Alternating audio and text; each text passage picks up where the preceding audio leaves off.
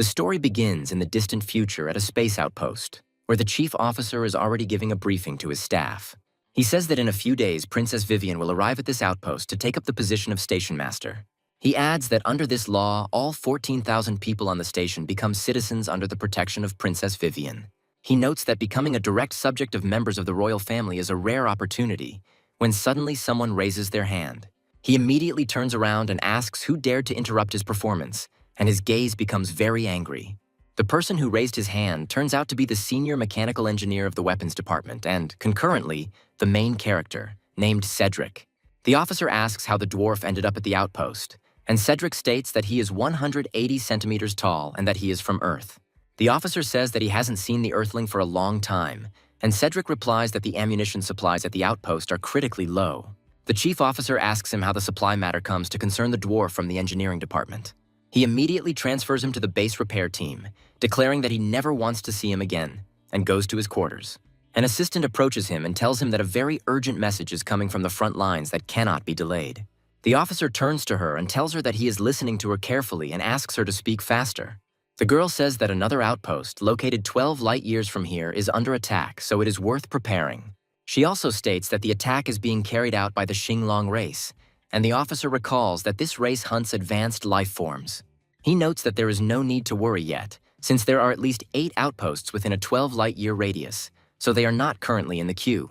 He also recommends keeping this information secret, because the princess should not find out anything to avoid unnecessary problems. Meanwhile, Cedric begins to experience problems, as no one respects the members of the base repair team. They push him aside and say that he is too small, so they don't even notice him. They start laughing at him and telling him that the repair team is full of newbies over 250 centimeters tall and that he needs to be careful. Meanwhile, Cedric decides not to worry and moves away from these people because he doesn't need endless conflicts. Looking at photographs of his family, he says that he wants to return back to Earth. However, he also understands that if he comes back, his father will simply finish him off because he is quite harsh. He also watches his father's instructions, which advise him to marry one woman, have 10 children, find 100 friends, and buy a big house. Meanwhile, we are transported to the outpost's parking bay, where the ship transporting the princess is just docking. Vivian is a very beautiful girl who is also the princess of a galactic empire. Everyone greets her and rolls out the red carpet in front of her to show their respect. Vivian continues on, accompanied by an imperial royal knight named Lictor, but her thoughts are elsewhere. She understands that finally, from today on, she has her own territory and real subjects. She notes that she also has the legal weapon of a princess and that today, she becomes one of the few with real power. The lictor says that this is not the imperial capital, so one must watch one's words and behavior here to avoid getting into trouble. Vivian says that she knows this perfectly well and that she doesn't need reminding, and then slips and falls on her face. The lictor asks her if everything is all right, while she hopes that no one sees this shame. Cautiously rising to her feet, she says that it is very painful and that she does not understand how she is stumbling. Turning her head, she sees a small bag and tries to figure out who could have left their junk in this passage. The lictor watches Cedric and suggests that it is quite possible that this strange little fellow is deciding to block the princess's path. Vivian says that the outpost must be full of elites, and Lictor notes that, in terms of height, he is the most primitive earthling. Vivian comes closer to him and calls him Shorty, then asks him what his name is. Cedric is surprised that the princess is talking to him. He says his name, and then asks if she needs anything. Vivian looks at him carefully and realizes that this boy is quite cute, despite the fact that he is short. She asks him whose bag it is, and he immediately says that the bag belongs to him, not understanding why she is interested in this. Vivian tells him that she trips over her and asks him how he will make up for such a misunderstanding. Immediately after this, she suggests that if he shows a little spark, then perhaps she will consider forgiveness. Cedric doesn't quite understand what she means, but then happily announces that he has a possible answer to this misunderstanding. Vivian is happy that she's able to use her status for her own benefit, as she's a very greedy princess. Cedric hands her a small coupon with a happy face, saying that he gives it from the bottom of his heart. Vivian asks him what it is, and Cedric says that it is a coupon for the second dining room, which he has been saving for so long. Vivian appears to be very indignant at the fact that they are trying to pay her with a coupon for seafood hot dogs. She states that whoever gets to the outpost must be from at least a noble family, so she demands 200,000 or no less from him. Cedric says that he entered here based on exams and all his money goes to tuition fees, and now he only has 200 coins. Vivian looks at him in surprise and tries to understand how one can be so poor, because in her opinion, it is humiliating and pathetic. The lictor notices the presence of strangers and says that in public one must behave decently and not harass the staff. Vivian smiles and says that she was just joking and compliments him on the fact that at his age he is already becoming an engineer. Vivian also says that from today on they are becoming friends, so if he needs anything he can contact her. Cedric is very happy that he is able to become friends with the kind princess, and he is left very impressed. However, this puts him in a much more dangerous situation, as the people at this outpost are quite jealous and petty. They say that the princess is a royal person, and he is just a pathetic person who should know his place in this world. We are then transported to the lounge where Vivian begins beating up a stuffed animal to vent her hatred. She says that if something like this happens again from this pathetic little guy, she will simply destroy him so that he will remember it forever. After some time, the chief officer contacts her and says that he has urgent news for the princess. Vivian looks at him in surprise and asks if something has happened yet, hoping that it is not something serious. The officer states that a portal has been discovered near the outpost and that a huge number of representatives of the Xinglong race are emerging from it. He recommends that she evacuate, but Vivian doesn't understand how she can abandon the staff who are fighting for her life. She adds that the outpost is equipped with the best defenses on the level of a space fortress, so she will stay and fight alongside them. The officer ends the communication session and reflects on the fact that he has seriously miscalculated, because these creatures are using a portal. He is informed that a dangerous life form has been discovered, which is most likely one of the kings of this race. The officer walks back and forth and understands that if the king appears here, it means he has a specific goal. He guesses that they are most likely interested in royalty, since for them, star power is a deadly temptation. He immediately calls this princess stupid for assuming that such a fortress could stop these creatures. Once upon a time, this was truly the most secure fortress in the empire, which was impossible for anyone to breach. But, unfortunately, for 100 years it has never been attacked, so everything that is here has been stolen, and now it is just a shell. The chief officer immediately addresses the staff and orders the self-destruct procedure to be activated and evacuation to be prepared. In response to questions about the princess, he says that she heroically dies protecting the staff. He also states that they are all involved in the thefts, and if this is discovered, they will either be executed or sent to prison. In the nearest star system around the outpost, the concentration of powerful forces continues, and King Xinglong is already appearing on the horizon. In appearance, it looks like a humanoid dragon, and from a distance it can be confused with a man in specific armor. The lictor orders the soldiers to form up, stating that they will not allow these creatures to approach the outpost. The fighters follow him and say that no matter what the cost, they will stand in defense of the royal family and the honor of their lineage. King Xinglong, meanwhile, licks his lips and says that there is an incredibly delicious source of star power here. He gives the command to his fighters to enter the battle, and he himself destroys several opponents at once with one blow. The lictor asks them why they are standing still and emphasizes that they need to urgently deploy a fire network. They tell him that there is no ammunition in the guns, and the spare magazines are also empty, so they literally have nothing to shoot with. The lictor tries to understand whether this outpost does not have normal weapons, and realizes that this is suicide. The lictor assumes that the officer is well aware of the corruption that is going on here and is most likely responsible for it. The soldiers retreat and say that at this rate the princess is in danger much faster than they expect.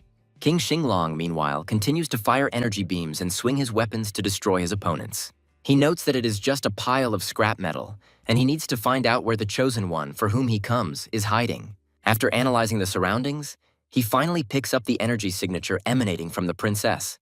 The lictor notices his movement and tells him to prepare for an emergency evacuation. The monster punches through another suit of mechanical armor, ordering everyone to get out of its way and let it take what it claims is its own. The lictor manages to evacuate from the metal armor, and now he has a chance to reach the station. Meanwhile, the outpost is preparing for self-destruction, and all personnel are ordered to evacuate in an orderly manner. Naturally, the staff is running in all directions to get to the capsules, which, in theory, should be enough for everyone. The lictor finds the princess and advises her to run away quickly, stating that the capsule will be leaving very soon. Vivian turns her head toward the space observation window and sees a rescue ship rushing past her.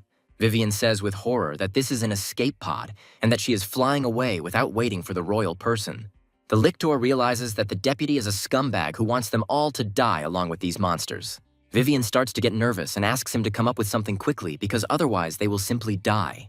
The lictor is trying to figure out what they can do in this situation when Cedric suddenly walks past them. At first he ignores them, but then he stops for a moment and decides to call out to them to get their attention. He asks the princess why she is still here, while a blush appears on his face. Vivian asks him if he knows how to get out of here, and Cedric states that he has a clear plan of what needs to be done. Vivian and Lictor are delighted to have found a new comrade and ask him where he gets these wounds from. He says that he just slips, and then notes that they need to go to the production bay where the shuttles are stored. However, once Vivian and Lictor step inside, they discover a very serious problem. Vivian says that there are only 2 shuttles here, and Lictor quickly makes a difficult, but in his opinion, the only decision. He says that they need to sit down without waiting for Cedric to put on his suit, as there is no point in doing so. Vivian doubts such a dishonorable act, but the Lictor says that they are carriers of royal blood, and he is just a man.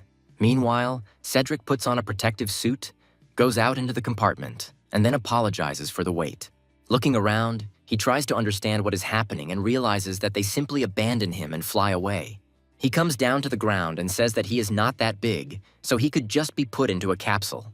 Tears appear in his eyes and he calls them lying creatures because he believes that they were friends, but in the end, they decide to leave him. After a while, his despair is interrupted by a terrible grinding sound, and he tries to understand what is happening.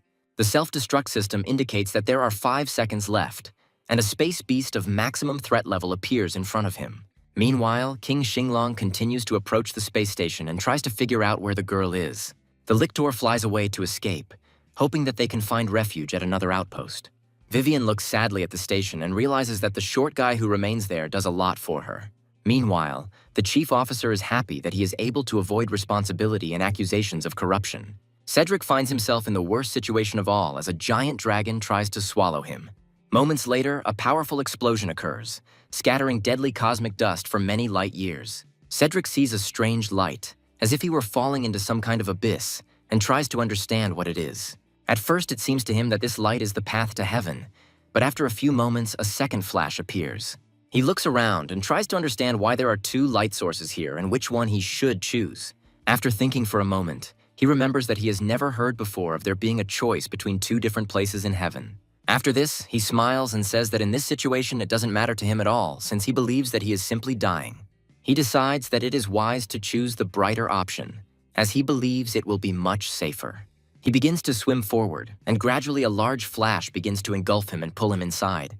Cedric looks around and wonders why it's getting so dark around him, hoping that someone will answer him. As he gradually moves through the space, he discovers that he is touching something soft, and it begins to resemble a lid. Lifting this lid a little, he suddenly finds that a beam of light is pouring onto him, so he moves even further. Gradually, the light becomes so bright that it even blinds the hero a little, but this does not stop him from crawling forward. Looking around, he tries to understand where he is, since the place he finds himself in resembles some kind of honeycomb. He also discovers that he is wearing some strange clothes and that he seems to have multiple arms. Feeling his head and body, he finds antennae and wings and assumes that he has simply turned into a bee. He cheerfully talks about the need to look for nectar and adds that, like a happy, hard-working bee, he gets down to business. Taking a few steps forward, he finally leaves the small forest, and incredible beauty opens up before him. Looking at these colorful islands, he declares that this planet is incredibly beautiful and that he likes it very much. While checking the soil, he also notes that it is incredibly fertile and not at all polluted, unlike the places he has been before. His home is located on land over which gray-black clouds hang and purple smoke rises from severe radiation contamination. Other bees suddenly appear behind him, joyfully pointing at him and declaring that he is a newborn drone. Cedric turns around sharply, trying to understand what is going on here and why so much attention is being paid to him. It turns out that a multitude of bees appear behind him, all of them female, and they slowly approach him.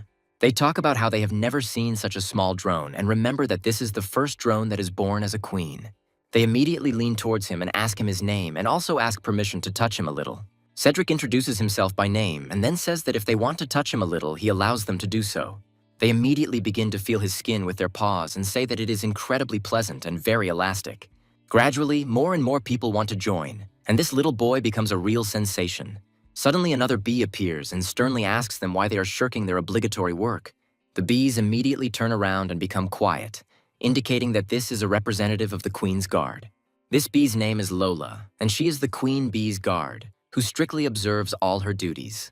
Realizing that it would be better not to anger this individual, they immediately run away, saying that they are immediately returning to their obligatory work. Lola says she hasn't encountered such problematic workers in a long time, while Cedric says it looks quite dangerous. Lola looks closely at our hero and asks him if he is that newborn drone. After this, she extends her hand to him and beckons him to follow her, saying that she is taking him to the queen. Cedric realizes that he hasn't tried to fly yet because he's not yet used to having real wings. It takes him some time to learn to move these wings with sufficient speed, and he takes off from the ground. After this, he makes a powerful jerk upward and rushes forward as if shooting himself out of a cannon. An incident like this can only end in a premature collision with a branch. Lola says that this drone is acting very recklessly for its first attempts at flight, but her friends reassure her. Cedric follows them and ends up at a giant beehive, which is supposedly home to the queen bee. Gradually getting closer and closer, he reflects on the fact that this hive gives him very disturbing premonitions. However, he decides not to voice them out loud, since in this case there is no reason to seriously worry. Lola is asked why she's not on vacation, because today is not her work shift, so she could have not come here. Lola announces that a new drone is coming and takes him to meet the queen, while Cedric greets them. As he moves on, he notices that they are looking at him incredibly intently, as if he were some kind of curiosity. Cedric asks where the other drones go and why all the workers are female, to which he is told that it makes sense. They add to him that there are 3,000 individuals here, and he is the only drone, and all the rest are his fighting sisters. Cedric is surprised by such a large number of females and notes that in this case he has no competition. After thinking for a moment, he realizes that this means that his body simply can't handle so many fans. His thoughts are interrupted by the soft paw of another bee, who asks him why he is suddenly so contented. She looks at him closely and playfully asks him if he is thinking of something indecent, and that is why he is smiling like that.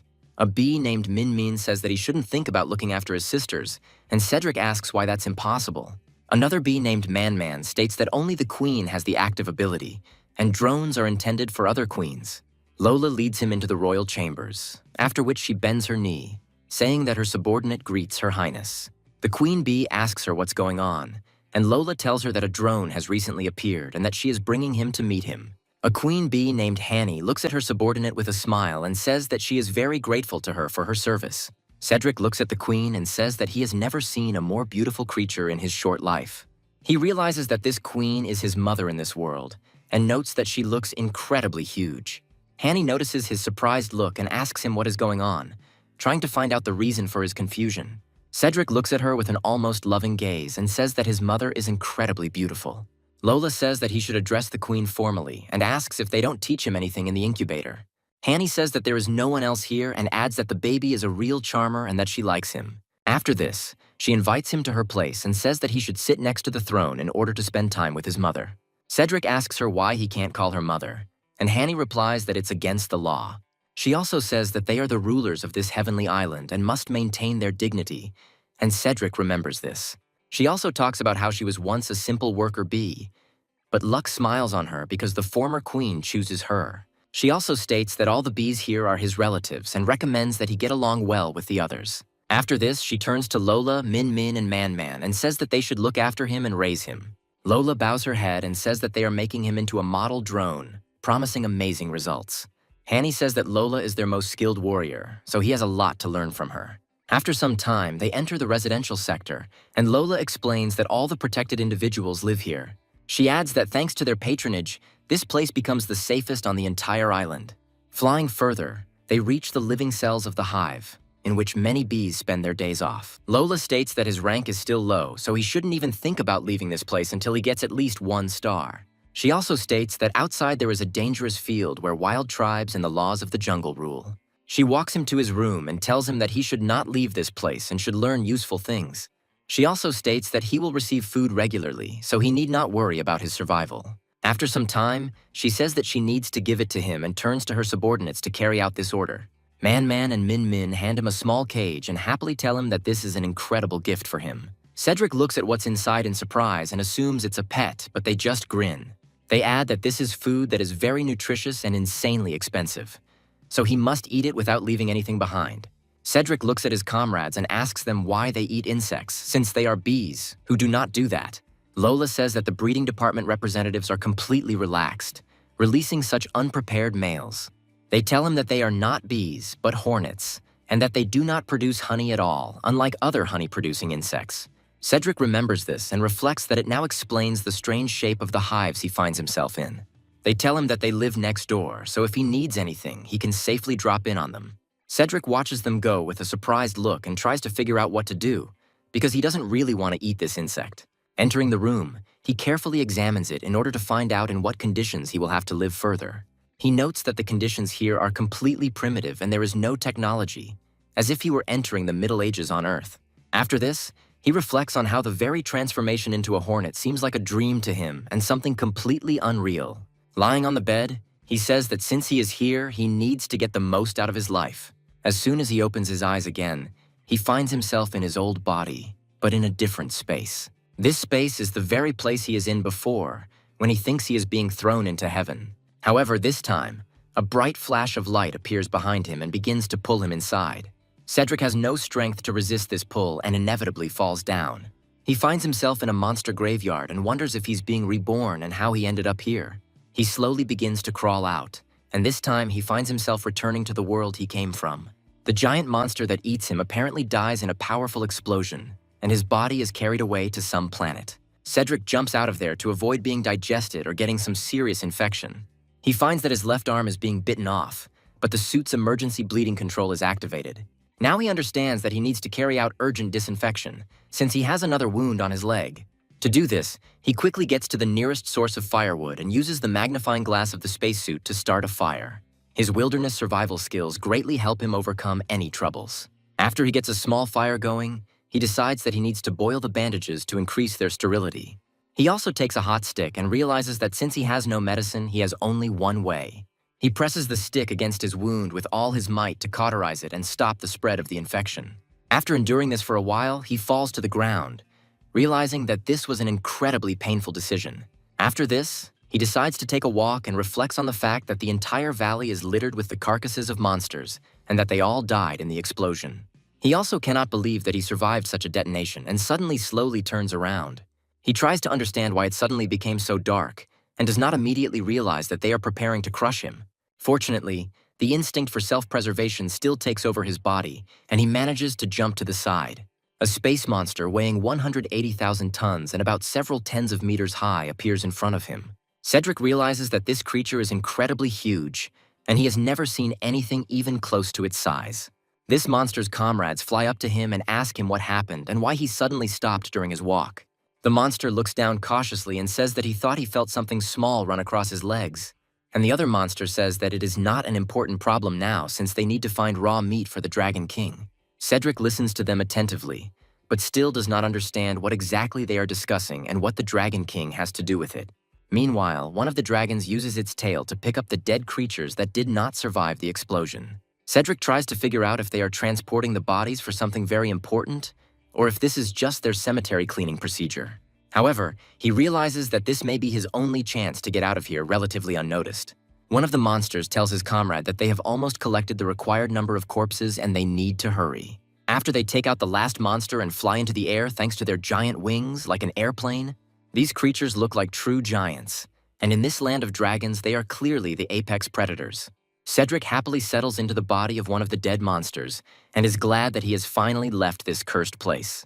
He also decides to take a good look around to understand what specific planet he has ended up on and what he should do.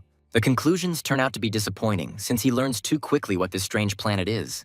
This planet is a nest of monsters in which there are no traces of human life and therefore no chance of salvation. Meanwhile, the monsters are heading towards a giant volcano, inside which one of their bases is probably located. Having risen high enough, they fall down like stones to be hidden behind a giant layer of volcanic dust. Once they reach the bottom, they throw the collected monsters into a giant pile that must be disposed of to prevent it from going bad. Cedric is thrown out of the giant monster's mouth by a powerful blow, but he is too small to notice. Cedric lands on the stone floor and realizes that he could have broken bones, but fortunately nothing of the sort happened. Meanwhile, the monsters turn to the giant turtle and tell her that she must begin making the king's soup. The giant turtle heads towards Cedric, hoping that she doesn't notice him in any way. The turtle says that these products are incredibly fresh. This time, the soup will definitely suit the Dragon King's taste. Cedric suddenly finds himself right in front of this turtle and assumes that it is all over for him, because he did not hide well. However, fortunately for him, this turtle turns out to be blind, so he is simply not noticed due to his small size. Cedric realizes that he's very lucky that this turtle has lousy eyesight, so it's time to run away as quickly as possible.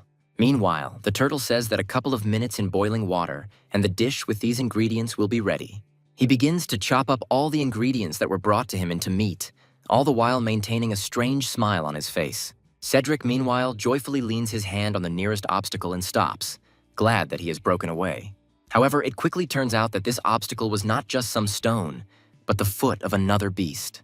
The dragons look at him and say that this man looks delicious, but it is unclear how he got here. Cedric immediately decides to run away from them at triple speed, and they try to catch up with him because he is very interesting. Cedric wonders when this nightmare will end while everyone else tries to devour him.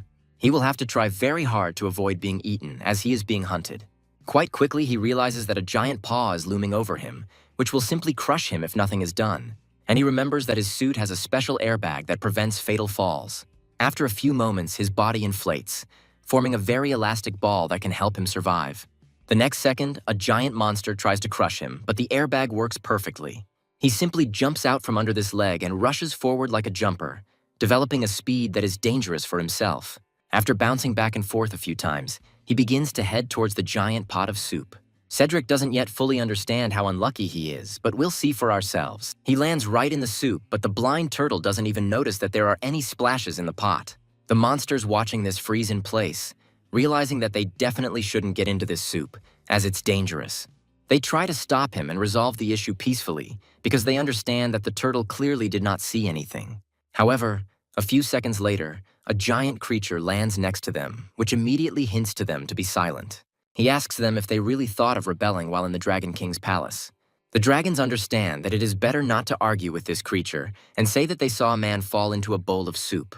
The giant dragon immediately begins to beat one of them so that he immediately shuts up or gives up the ghost. He adds that he is just a pathetic man, after which the others realize that they do not want to repeat the fate of their fellow man. After this, he angrily orders them to get out of here and never return until they are called. After everyone else has fled, this giant creature is left alone with its own thoughts. He remembers trying to help the Dragon King and asks him why he headed towards the explosion. The king says that he simply could not miss the chance that only comes once in a lifetime. He looks at Vivian, who has passed out, and says that once he absorbs her star power, everything will be different. His giant bodyguard asks him what he is doing, and the king states that they need to guard him until he recovers. Meanwhile, the turtle brings a bowl of soup to a special chamber, inside which the Dragon King is being restored. The turtle turns around and says that the work for today is finally finished, and now his old bones can rest. However, all this time, he does not notice that Cedric has entered a special vessel where the king has been recovering all this time. Cedric notes that he is too tired, so he needs to give up his worthless life, because he still received serious injuries. After some time, he falls asleep and wakes up again in a world where he has turned into a small drone from a swarm of hornets. Cedric checks himself to see if he's fallen asleep and pinches his cheek as hard as he can. He immediately feels incredible pain and understands that he is definitely not sleeping, because otherwise he would have woken up right away. Cedric comes to the conclusion that both bodies are real. When one loses consciousness, he wakes up in the other, and therefore this is not reincarnation. Smiling, he comes to the conclusion that in this case he somehow ended up with two bodies. After laughing a little, he wonders if this means that he is the chosen one and that now something depends on him. After thinking for a while, he finally comes to the conclusion that the human body has probably already died because of the place in which he fell asleep. He begins to dance and spin in different directions, saying that surrounded by beauties, this is his true place. After this, he feels his stomach begin to rumble and says that he has not eaten anything since he woke up. He looks up and discovers that he has the cage that the moth has been in all this time. Cedric carefully opens the lid and says that it's time to see what goodies are inside. The moth immediately starts asking him not to eat it, and Cedric didn't expect that the moth could talk. Smiling, he tries to eat the moth, saying that since he is here, he needs to follow local customs. However, he quickly realizes that this moth tastes like raw shrimp.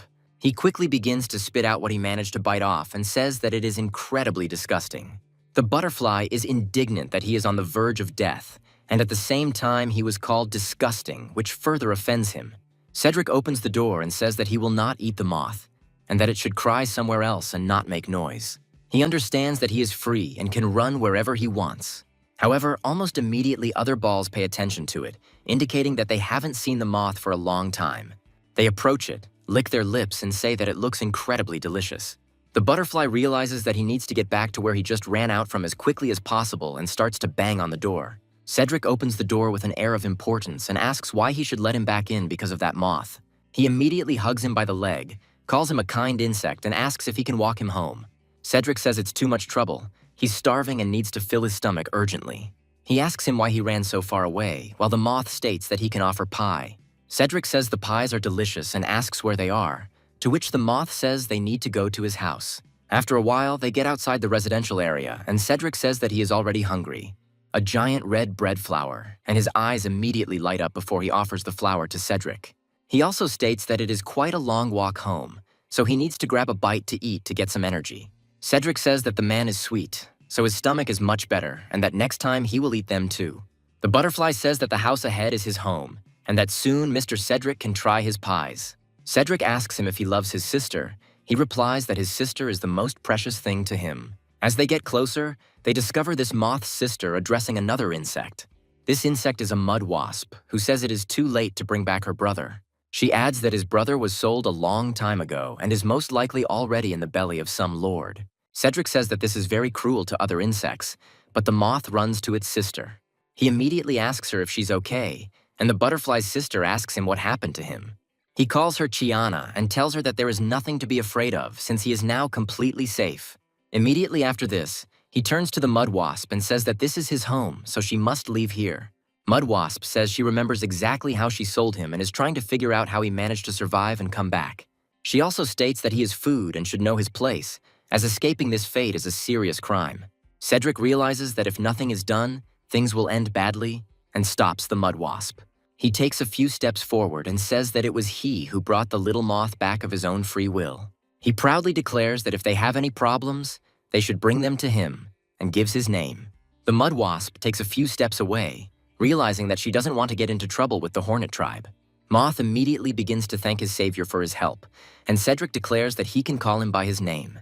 Suddenly, the mud wasp falls to her knees and says that she didn't know that this was Mr. Wasp's friend and asks for forgiveness. Cedric asks why the mud wasp is on its knees, and it looks back at him in surprise. The kid says that the hornet tribe is one of the rulers of the Sky Island, and no one dares to contradict them. Cedric says that this little butterfly is his friend, so he can't be hurt anymore. The mud wasp turns around and promises not to do it again, then walks away, trying to figure out how this is possible. After some thought, she realizes that this male hornet is not accompanied by worker bees, meaning he must have sneaked out. Her eyes flashed mischievously, realizing that this was a stunning surprise that she would be ashamed not to take advantage of right now. Meanwhile, we are transported to the Sky Island residential complex as Min Min and Man Man make their way to Cedric's house. Looking out the window, they are very surprised that their new friend is not there, and it is as if he has disappeared somewhere. Lola, meanwhile, continues to look at the ground and says that this idiot probably ran away somewhere. She angrily states that this boy still ignored her words and ran outside the city. Cedric is visiting the moths and says that the pies they make are incredibly delicious. He also adds that each pie has a unique flavor and Chiana cooks them just perfectly. However, he says that these pies sometimes taste a little bland and that adding a little meat would be perfect. Chiana and her brother are very surprised when their savior suddenly demands meat in one form or another. Baby Butterfly says that Brother Cedric has been very kind to him all this time and even refused to eat him. After this, he declares that even if he has to cut off his own flesh to repay the kindness, he will do it. Cedric immediately clears up the misunderstanding and throws away the knife so that this little one, God forbid, does not injure himself. He reassures him by saying that there must have been a misunderstanding and he was simply too nervous. Cedric also tells the moth that he considers him a friend and therefore does not want him to get hurt because of him. Suddenly, a mud wasp comes to them and says that it all looks incredibly touching. Cedric looks at her in surprise and asks why she came back here if he asked her not to show up here again. Mud Wasp says she just wanted to invite Mr. Cedric to visit their tribe's territory. Cedric says he doesn't need it, and she says she shouldn't be blamed for using force. She turns to her ally, the longhorn beetle, and asks him to capture Mr. Hornet and deliver him to the right place. Cedric tells his comrades not to be afraid of anything and not to interfere with him, as he will deal with him himself. Meanwhile, the longhorn beetle rushes forward, hoping to capture the hornet almost instantly. Cedric replies that on Earth he is a master who can deal with 10 opponents at once with one hand. He easily dodges his opponent's first blow and prepares to counterattack. Cedric puts maximum effort into his enhanced limbs and tells his opponent to enjoy the fight. The blow had no effect, so he immediately decided to switch to kicks to inflict even more damage. He shouts loudly that he can beat his opponent to death, but for some reason his opponent doesn't even move. Cedric looks at his opponent in surprise and asks if he feels any pain at all. Instead of answering, he stretches out his giant paw and lifts him into the air so that he will not get in the way. Cedric tries to get out of this trap and says that if he is not let go, his head will simply be crushed. His opponent, instead of listening to his warnings, simply slams him into the ground, rendering him unconscious. He also hits him a few more times while the moths watch the scene in horror. The mud wasp tells his comrade to take everyone here, as they will be useful hostages. She also says that no one can defeat a one-star bug with such weak power. Cedric comes to after a while and says that it was so painful that he thought he was going to die. He asks the little moth where they are being taken to find out the extent of the danger. Moth replies that they are most likely being sent to the surface, which raises several questions for him. Cedric asks him what it is, and the moth states that the surface is heavily populated by dragon monsters. Cedric asks what he means by dragon monsters, asking if they are dinosaurs. Moth says that his grandfather told him about these creatures and that they are dragon monsters beyond the sky. He says that long ago, insects lived on the surface, but after the invasion of dragon monsters, a war began.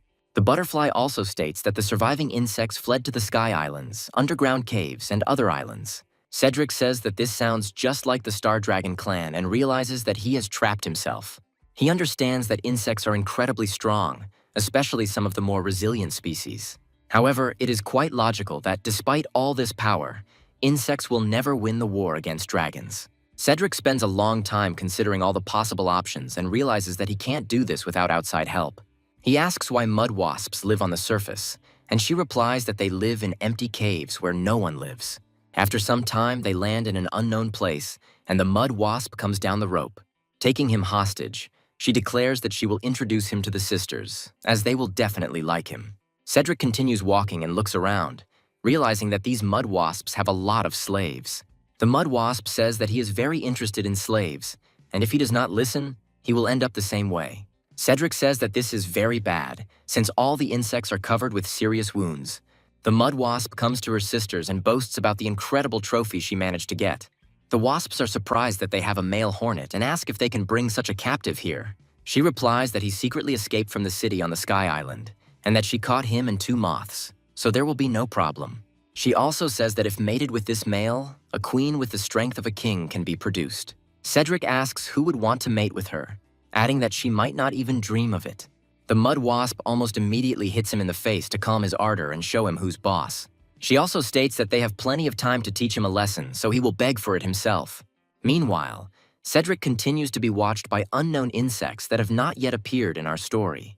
One of the observers says that since the dragon monsters drove out the flying insects, there has not been a single hornet here.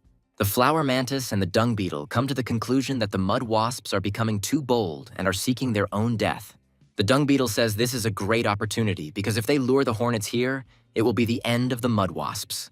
The flower mantis says that it is like letting a wolf into the house because they too can end up in slavery. The dung beetle says he understands her concerns, but their power alone cannot shake the mud wasp's power. Meanwhile, Cedric is thrown into a cell where he will have to spend a considerable amount of time. The mud wasp says that this is the lowest level of the underground mines and that no one will save him here, so he better change his mind. Cedric calls her an old hag and asks if she thinks he will ever fall in love with her. The mud wasp looks at him with irritation and calls him a pathetic little brat, but does not dare to hit him. She turns and leaves, saying that she will see how long he can talk so insolently while behind bars. Cedric tells her that he would rather talk than give up when he suddenly sees his fellow moths who are also there.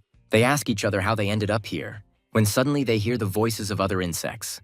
These insects are very surprised when they look at a real hornet and try to understand how it got there. Cedric asks who they are, and the moths state that they are all inhabitants of the underground mine.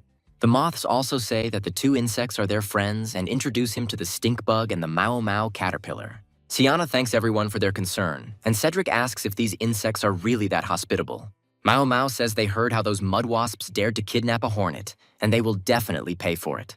Cedric sadly says that he escaped secretly, so the others don't know that he was captured and taken here.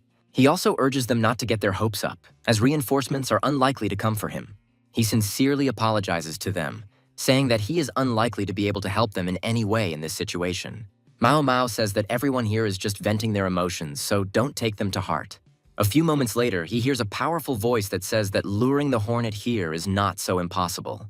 They all turn around and realize it's a dung beetle that has been in the shadows watching all this time. The dung beetle says that they must help Mr. Hornet escape from here and return him to the Sky Island. Cedric realizes that the fighter is incredibly tall while the beetle kneels before him. Cedric states that he is too weak to be of much help to them, and that there is no need to be so formal with him. The dung beetle says they will protect him with their own lives while he leads reinforcements. Cedric says that even if he manages to escape, the mud wasp tribe is unlikely to let them go, and it is almost impossible. However, he realizes that he has no other choice and looks closely at his new butterfly companion. Looking around, he realizes that these insects are in desperate need of at least some kind of clothing or rescue. He reflects because they remind him of himself when he was just as weak and hopeless. After thinking for a while, he turns to the dung beetle and asks what he should do to help them escape from here. After a while, they are transported to the exit platform of the underground mine, where two guards are talking to each other. Some of the guards are discussing how they managed to get hold of a male hornet, which means the sisters are very lucky. The dung beetle says that the flower mantis is incredibly strong and they must take this chance to escape. Cedric immediately greets her cheerfully in order to establish diplomatic contact and close interaction. The flower mantis says that she will take care of him, adding that the future of all the insects in the underground mine depends on him. The dung beetle bids them farewell, saying that he will move in another direction to distract the enemies. He causes a real pogrom, thanks to which they manage to slip past some of the guards unnoticed. The flower mantis says there are 30 guards at the exit, and the dung beetle lured out about half of them, which is already good. She adds that these wasps react instantly, because as soon as they notice something is wrong, they will be surrounded. Cedric realizes that he needs to stay as close to his ally as possible, and he realizes that it won't be easy because she's very fast. Meanwhile, the flower mantis conducts reconnaissance in force and ends up next to several guards. They wonder what this strange beetle is and order her to leave the watchtowers immediately. The flower mantis immediately rushes forward and strikes several times with its sharp limbs. The other guards wonder what is going on here and realize that this is an attempted armed escape. The flower mantis continues to fight them and takes advantage of the fact that her opponents are too slow. Her astonishing speed and deadly blades allow her to destroy one enemy after another without much trouble. There is nothing in this cave that can compare to her, so her progress is quite easy. The flower mantis calls out to its companion to keep up, while Cedric clumsily climbs up onto the ledge. Past the fallen opponents, he realizes that his battle partner is incredibly strong, fast, and deadly. Cedric also asks her why they suddenly stopped, while she begins to count the bodies. After a short pause, she says that something is wrong here, as one opponent is missing. Representatives of the mud wasp tribe emerge from an unknown location and say that, as always, their stomachs are not working at the right time. However, it turns out that this is precisely why he survived this brutal massacre. Realizing that they were under attack, he immediately runs to the bell to warn the others. He shouts loudly that they are being attacked by enemies, after which he begins to ring the bell, alerting everyone else. Flower Mantis and Cedric realize that the situation has reached a critical phase and is escalating dangerously fast, and there is nothing they can do about it. Meanwhile, members of the mud wasp tribe turn to certain insects and ask what is burning here. They also force them to put out the fire while the captives try to talk their way out of it, claiming they were wrong. The wasps say they will not tolerate this kind of treatment, and if it happens again, they will simply kill them. Mao Mao puts on a show and says that they are so unhappy, and the stink bug grabs one of them by the leg in the hopes of saving him. After some time, the soldiers hear the bell and realize that something very serious has happened. They fly into the air and say that we need to head to the underground exit to check everything. The dung beetle tells his comrades that they should not blame themselves for not having managed to detain them, since it is impossible to foresee everything. He also says that if nothing unexpected had happened, the escape plan would have failed anyway as they were discovered. He asks for their forgiveness and states that he will have to face these enemies face to face, since they are the ones who caused all this. However, he states that even if it costs him his life, he will not hesitate, as such a chance only comes once. Suddenly, a butterfly comes up to him and says that he would like them to wait for him a little while. The dung beetle asks him what happened, to which the moth states that he wants to go with them and help the others. The dung beetle assesses his desire to help and notes that he lacks star power, so he will be of little help. Stinkbug and Mao Mao calm him down and tell him that if they go there, they will only cause trouble. The little butterfly says that he knows that he is the lowest creature on the food chain, but he is sad about it. He also says that Cedric never looked down on him, so he has an obligation to help him. He also says that just because he is weak doesn't mean he should just stand by and watch his friend die. Mao Mao and the Stinkbug say they have never heard such an inspiring speech. This inspires them to take further action, and they say they will do everything in their power to help. Other insects also pick up this mood and say that together they can cope. The dung beetle says that he takes back his words because the little moth is not weak, but a real warrior. Together, they link their limbs to cement a new friendship and a shared purpose. Meanwhile, they are transported to the space near the exit of the underground mine. Flower Mantis and Cedric hide from the mud wasps so they can still bring reinforcements. Cedric approaches his ally to ask her something, but she advises him to remain silent. As soon as the patrol passes them, she jumps down and continues to hold her comrade tightly. She reports that reinforcements will arrive again soon, so they need to hurry. She asks Cedric if he is okay, to which he replies that he feels as usual. The Flower Mantis states that they are almost at the end of the passage, so once they get there, they will be safe. Freedom seems almost within their grasp as the bright rays of the sun begin to appear in the distance. However, they are met by the leader of the mud wasps, who asks him where he is going in such a hurry. She adds that she understood everything immediately from the moment the alarm bell rang, so she sent her forces here. She also suggests that this plan was devised by that idiot everyone calls the dung beetle. The Flower Mantis claims he's not a traitor, and the mud wasp queen says the stink bug has learned to snap. The Flower Mantis asks our hero to step aside, stating that she will deal with these enemies herself, no matter the cost. Numerous wasps rush at her, hoping that she will not be able to dodge their powerful blows. However, the speed of this insect is on another level, so she manages to destroy several opponents. Immediately after this, she continues her deadly dance, destroying all opponents who come close. The longhorn beetle comes into play because its shell is incredibly strong and can withstand anything. The Flower Mantis continues to fight him, but understands that she will not be able to penetrate such a shell. She suddenly realizes that things are really bad for her, so she will have to come up with a way to get out. The blow proves too powerful, and the unfortunate girl is thrown aside by the shockwave. Despite this, she still manages to land on her hind legs and maintain her balance. The longhorn beetle continues to try to beat her, landing numerous blows, but she skillfully dodges them. Finally, he realizes that precision weapons won't do the trick, so he starts hitting the ground, creating a shockwave. The Flower Mantis tries to jump away from her, and this is where she makes the mistake of getting trapped. The longhorn beetle hits the ground with all its might to damage its joints and reduce its mobility. He also begins to beat her as she is briefly stunned, which costs her dearly. Cedric quickly approaches her and asks if everything is okay, but she repeatedly advises him to run away from there. Cedric rushes to attack the longhorn beetle, but as before, he cannot even scratch it. The mud wasp says he knows these insects can fight, but it still won't be enough. Immediately after this, she declares that she can do nothing against her comrade, who has almost broken through to the second level. She uses her stinger to deliver a powerful blow to the praying mantis's body, paralyzing its movements. The mud wasp also says that she lost many sisters just to catch it in time.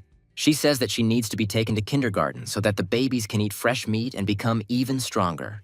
The longhorn beetle turns to his mistress and asks what to do with this scoundrel they have just caught. The mud wasp says that once they mate with him, they will need to get rid of him to avoid problems. Cedric reflects sadly on the fact that even representatives of the noble species are in such a deplorable state. A few moments later, another mud wasp comes running and addresses its older sister, informing her that something terrible has happened. She falls to her knees and declares that their forces have broken through the passage and are moving at full speed. The mud wasp asks who their leader is, suggesting that they are led by a dung beetle. Moments later, the entrance behind them explodes violently, causing the remaining wasps to scatter in panic. The dung beetle and his comrades appear here, declaring that they have come to help him deal with his enemies. They immediately rush into the attack, saying that they are not afraid of anything, because losing one's life in the fight for a just cause is a great honor. The mud wasp says that these pathetic bugs were just a pile of trash until recently, but now they have risen up. The longhorn beetle says that this dung beetle has skills that allow it to unite others. He also says that he will make them realize that resisting the mistress is the greatest mistake they have made. The mud wasp says that the sisters need to attack, as these insects are not worth fearing. A real heated battle breaks out between simple insects and elite wasps, who are much more experienced in combat. The mud wasp says that you need to catch the dung beetle alive because it will be a great achievement. The dung beetle pushes everyone out of his way and tells them not to block his way before it is too late. The longhorn beetle comes before him and says that the former captain of the mud wasp guard has finally decided to change. The dung beetle tells his opponent that even after so many years, his strength remains at the level of 1 star. The longhorn beetle throws the protagonist aside as he manages to anger him and is about to make him pay for it. He adds that it's time to test whether he deserves the title of the strongest in the underground mine. Cedric reaches his battle sister to take advantage of the chance to get out of here. The flower mantis apologizes to them, saying that this is most likely the end for her and she will not be able to escape. She looks at him with regret and tells him that he will have to go himself, and this surprises him greatly. She tells him that she was paralyzed and lost her parents when she was little, but vowed to protect others. Cedric says she shouldn't blame herself because she did an amazing job and he will come for her. The mud wasp comes closer to them and asks if they really love to cuddle each other so much. She tells them that he is not going anywhere because he must go with her voluntarily, otherwise she will have to use force. At this point, other insects intervene, loudly saying that they will not allow their beloved brother to be touched. The baby moth immediately crashes into the mud wasp's face to prevent it from seeing properly. The mud wasp tells him to get out of the way because food doesn't dare resist a higher being. Cedric is glad that even such weak creatures decide to overcome their fears to save him. The moths tell him not to worry about them and to just fly away, and Cedric decides to follow this advice. Meanwhile, the dung beetle defeats his opponent and asks him why he has never become stronger. As he hits him more, he asks if this is all the power he has. The longhorn beetle asks him if he has no sense of loyalty, since so much effort was spent on him to make him stronger.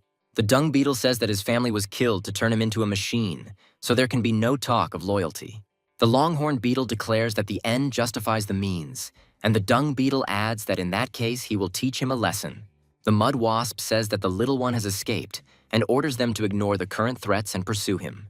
The longhorn beetle says that its body feels like it's falling apart, and the two-star insect's strength is truly incredible. The mud wasp asks him if he has gone deaf and orders him to hurry and catch the little hornet. The longhorn beetle summons all his willpower and takes to the air, leaving the dung beetle alone with what is happening. He says loudly that it is too early to retreat, since he is not finished yet, and prepares to fly. The mud wasp makes a sneak attack on his back and tells him that the traitor must stay here. The dung beetle immediately brushes her off, and she flies off several meters to the side. The dung beetle realizes that the situation is getting worse as its body begins to go numb from the poison. Other wasps say that he can still move after the paralyzing sting, but will soon lose. The mud wasp tells her sisters to give this guest a fitting welcome given his strong build. Meanwhile, the longhorn beetle continues to pursue the protagonist in order to prevent his escape attempt. He gradually catches up with him and orders the boy to stop immediately before it is too late. Cedric is surprised that they were able to catch up with him so quickly, and Mustache Beetle states that he cannot vouch for himself. Cedric jumps aside and says that if they want to catch him so much, then let them just try. This flight continues for some time, and neither side manages to break away or catch each other. The flower mantis watches this nightmare from the ground and understands that there is nothing he can do to help this unfortunate person. She can only hope that he will come up with something to escape from the clutches of this scoundrel. The moths also begin to pray for the fate of their savior and hope that he will be able to escape. Mao Mao says that she can no longer handle the weight of the battle as she is surrounded and receiving numerous blows. Stinkbug asks her to be patient, as there is very little time left before reinforcements arrive. The longhorn beetle says that this rascal hornet is incredibly nimble and must pay for his stubbornness. Cedric reflects that all the insects are already at their limit, but they are desperately holding off the mud wasps. He turns away and flies away, realizing that he simply has no right to stop here and give up. When he was a child, his dream was to become a hero and help other people to make this world a better place. His father told him that if he studied hard and went to university, he would be able to pilot a mech. Later, he actually entered the Academy of Mechanical Engineering and told his parents that he had succeeded. He showed him a special certificate, saying that now he would be able to go to the star and learn to pilot a mech. His parents said he had made his father proud and promised to throw a feast for the whole world that evening. However, shortly before his departure, the city in which the monsters and the interstellar transport system were located was paralyzed. His parents spent all their savings to secure him a place on a military railway transport heading for a star. Cedric asks them how they will survive, considering they have no more money and their house is destroyed. His father told him that he shouldn't be so ungrateful and that he shouldn't worry about his father. He told him that he should take the notebook that was handed to him and not return until he had completed all the tasks. What he didn't realize then was that his parents weren't thinking about him gaining skills and returning to Earth. In reality, they wanted him to take advantage of this opportunity, leave Earth and never return. Apparently, they tried all possible methods, and only this one seemed the most effective to them. Cedric read carefully what he had to do before returning, and at the time, it seemed incredibly ridiculous to him. Life on the star was hard, and his parents were his only motivation to keep going no matter what. Cedric adds that this is a time travel story, which means there must come a day when they will finally be reunited. The longhorn beetle suddenly appears next to him and says that it is all over for this little hornet. Taking good aim, he powerfully hits him across the body with both hands to stun him. Cedric falls down, and his pursuers also begin to descend in order to intercept the obnoxious boy. However, at a certain point, he discovers a star on his chest, which causes sparks and resonance of energy. The longhorn beetle hovers in the air again and asks him to stop resisting in vain and wasting his time.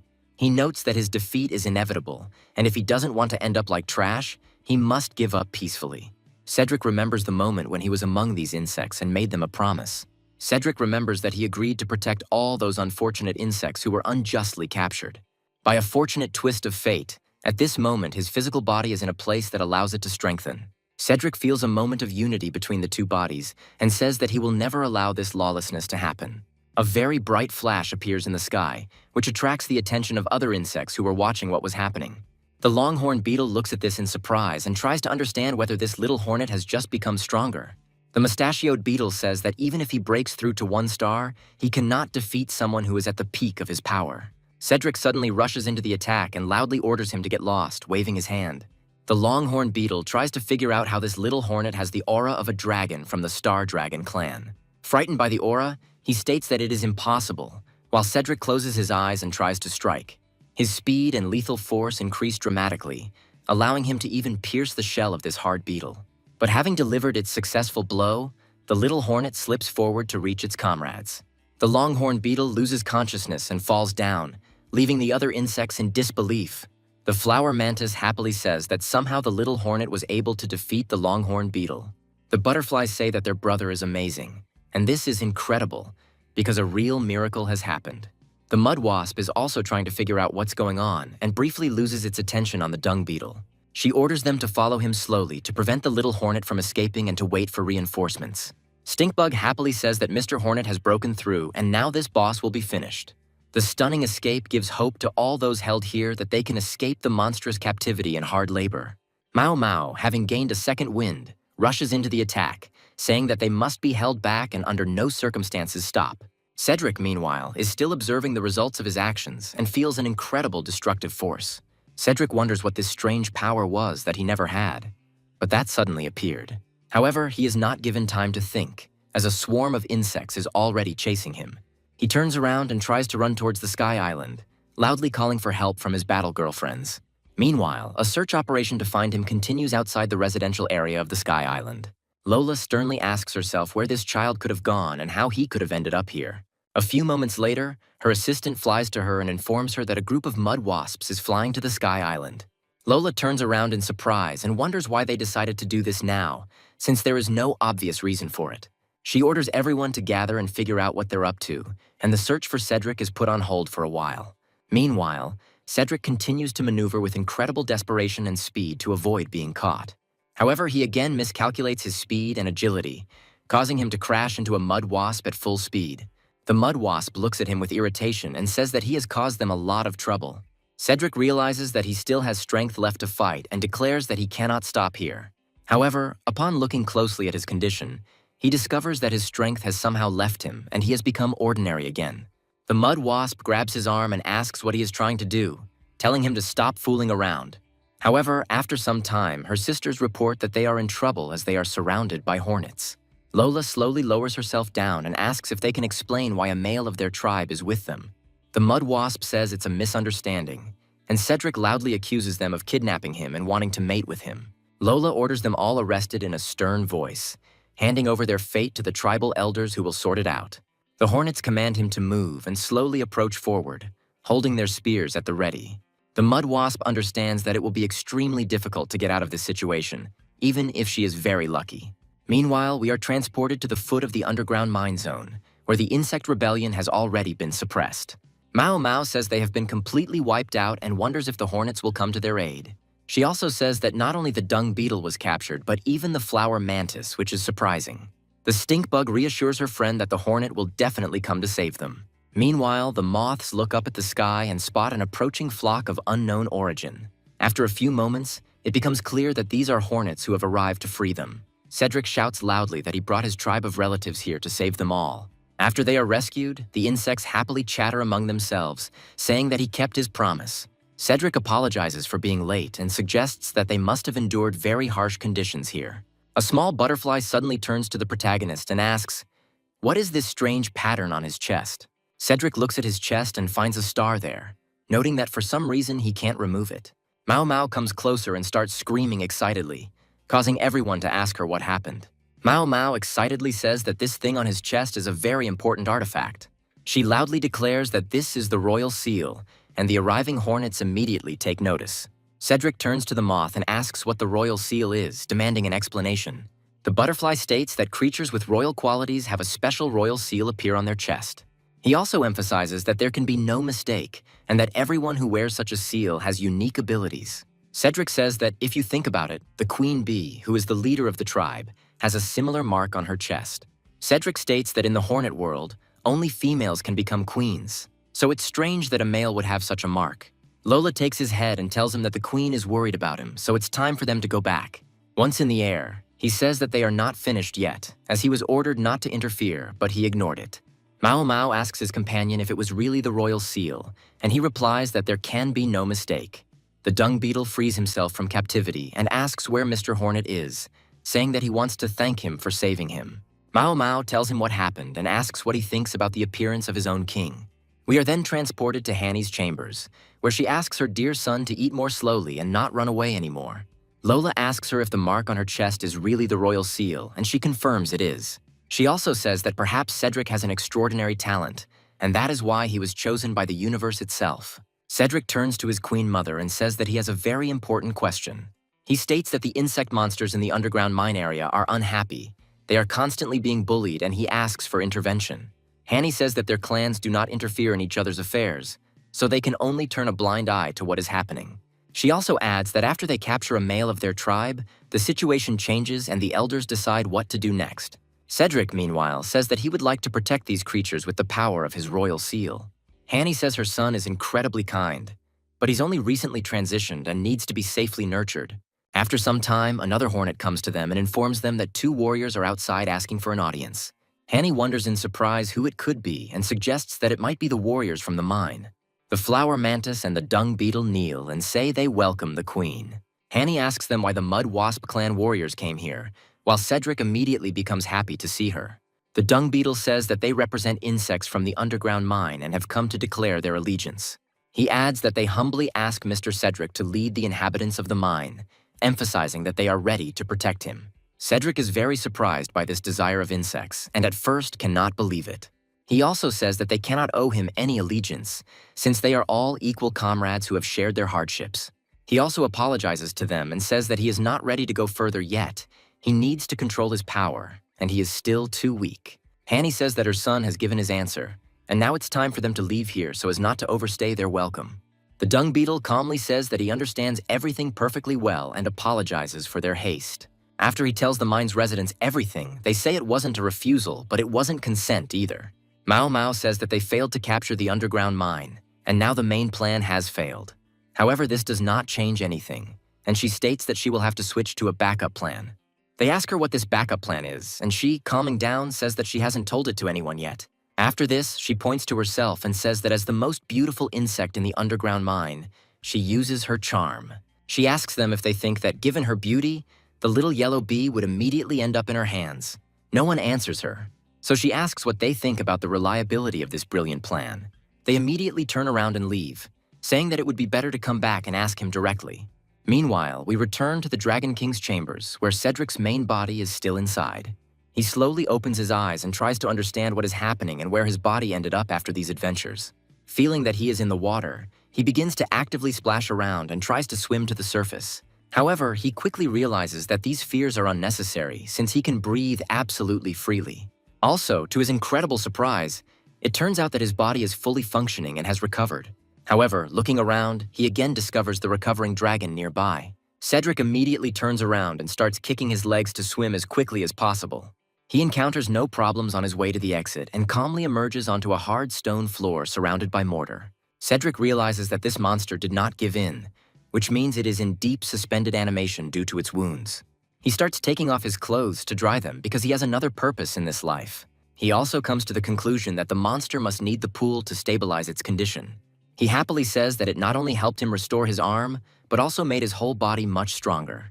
After this, he wonders how much stronger his body has become and tries to assess his condition. However, before doing this, he looks around in the hope that no one is watching him. After he manages to dry his clothes, he decides to go on reconnaissance, realizing that the last monsters have left. A few moments later, he hears strange chomping sounds and discovers a giant dragon near the exit. He understands that there is no point in leaving here, and for now, it is safer to stay in this cave. After half an hour, the dragon finally finishes its meal and yawns loudly, shaking the earth with a powerful sound wave. Cedric wonders if it's an earthquake and peers out cautiously to see what's going on. However, he almost immediately realizes that this dragon has simply fallen asleep, and now it is safe to pass by. Cedric decides to act quickly because he realizes he won't get a second chance if he delays. However, he also feels his appetite growing, as his body has not eaten anything for a long time, and this meat smells very delicious. Unfortunately, however, the plate is incredibly high up, and he is unable to jump 15 meters high to reach the meat. He looks at the meat with a hungry look and understands that if he had a ladder, there would be no problems. A few moments later, he hears the clicking of teeth from the side and turns around to understand what happened. Luckily for him, this giant dragon is left with small pieces of meat, which are now slowly falling to the ground. Cedric happily watches one of these pieces as it lands on the ground with a distinctive sound. Cedric runs skipping towards this piece and says that it's finally time to have a proper treat. He quickly picks it up and states that he needs to gain strength for further adventures in this difficult world. After trying this meat, he says that it is very aromatic and tender, and he simply cannot stop. He gets very carried away by the process, and then stops only when his belly is already swollen. However, the happiness does not last long, as he begins to feel a strange seething sensation in his body. He clutches his stomach and says that he hasn't felt so hot inside him in a long time. Looking at his muscles, he says that he feels as if all the energy in his body is boiling and he is about to explode. After some time, he suddenly realizes that his nose is starting to bleed profusely. This bleeding only gets worse over time, creating more problems for him. In fact, this meat is a volcanic product rich in energy substances and should not be overeaten. Cedric quickly comes to his senses in the bee world and hears someone telling him it's time to go to class. Cedric quickly gets up and heads to the Worker Bee Academy to gain new knowledge. Cedric happily says that there are many yellow bees like him here and hopes that he will study with them. Lola says that these bees are getting basic knowledge, and she will train him personally to make him a warrior. Min Min and Man Man warn him that he should be careful, as Lola is known for her sternness. Lola immediately grabs the training stick and asks him why he froze in place, because she's about to start the attack. Cedric realizes he will have to defend himself and jumps back to avoid the blow to his leg. Lola continues to try to attack him and advises him to concentrate to avoid taking more damage. Other bees watching the scene happily report that the little workers are already fighting Lola. The little worker bees watch him and say that this little one is incredibly cool and strong. Man Man is surprised because Cedric is able to confidently dodge all of Lola's attacks. Meanwhile, Cedric wonders why it's suddenly so busy here, since this is his first training session. Trying to fight off his opponent, he delivers a powerful blow that lands very close to her head.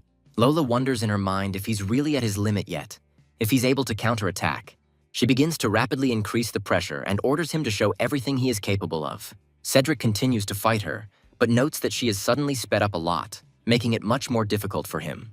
At a certain point, he makes another mistake and loses his balance, falling to the ground, thereby ending the fight.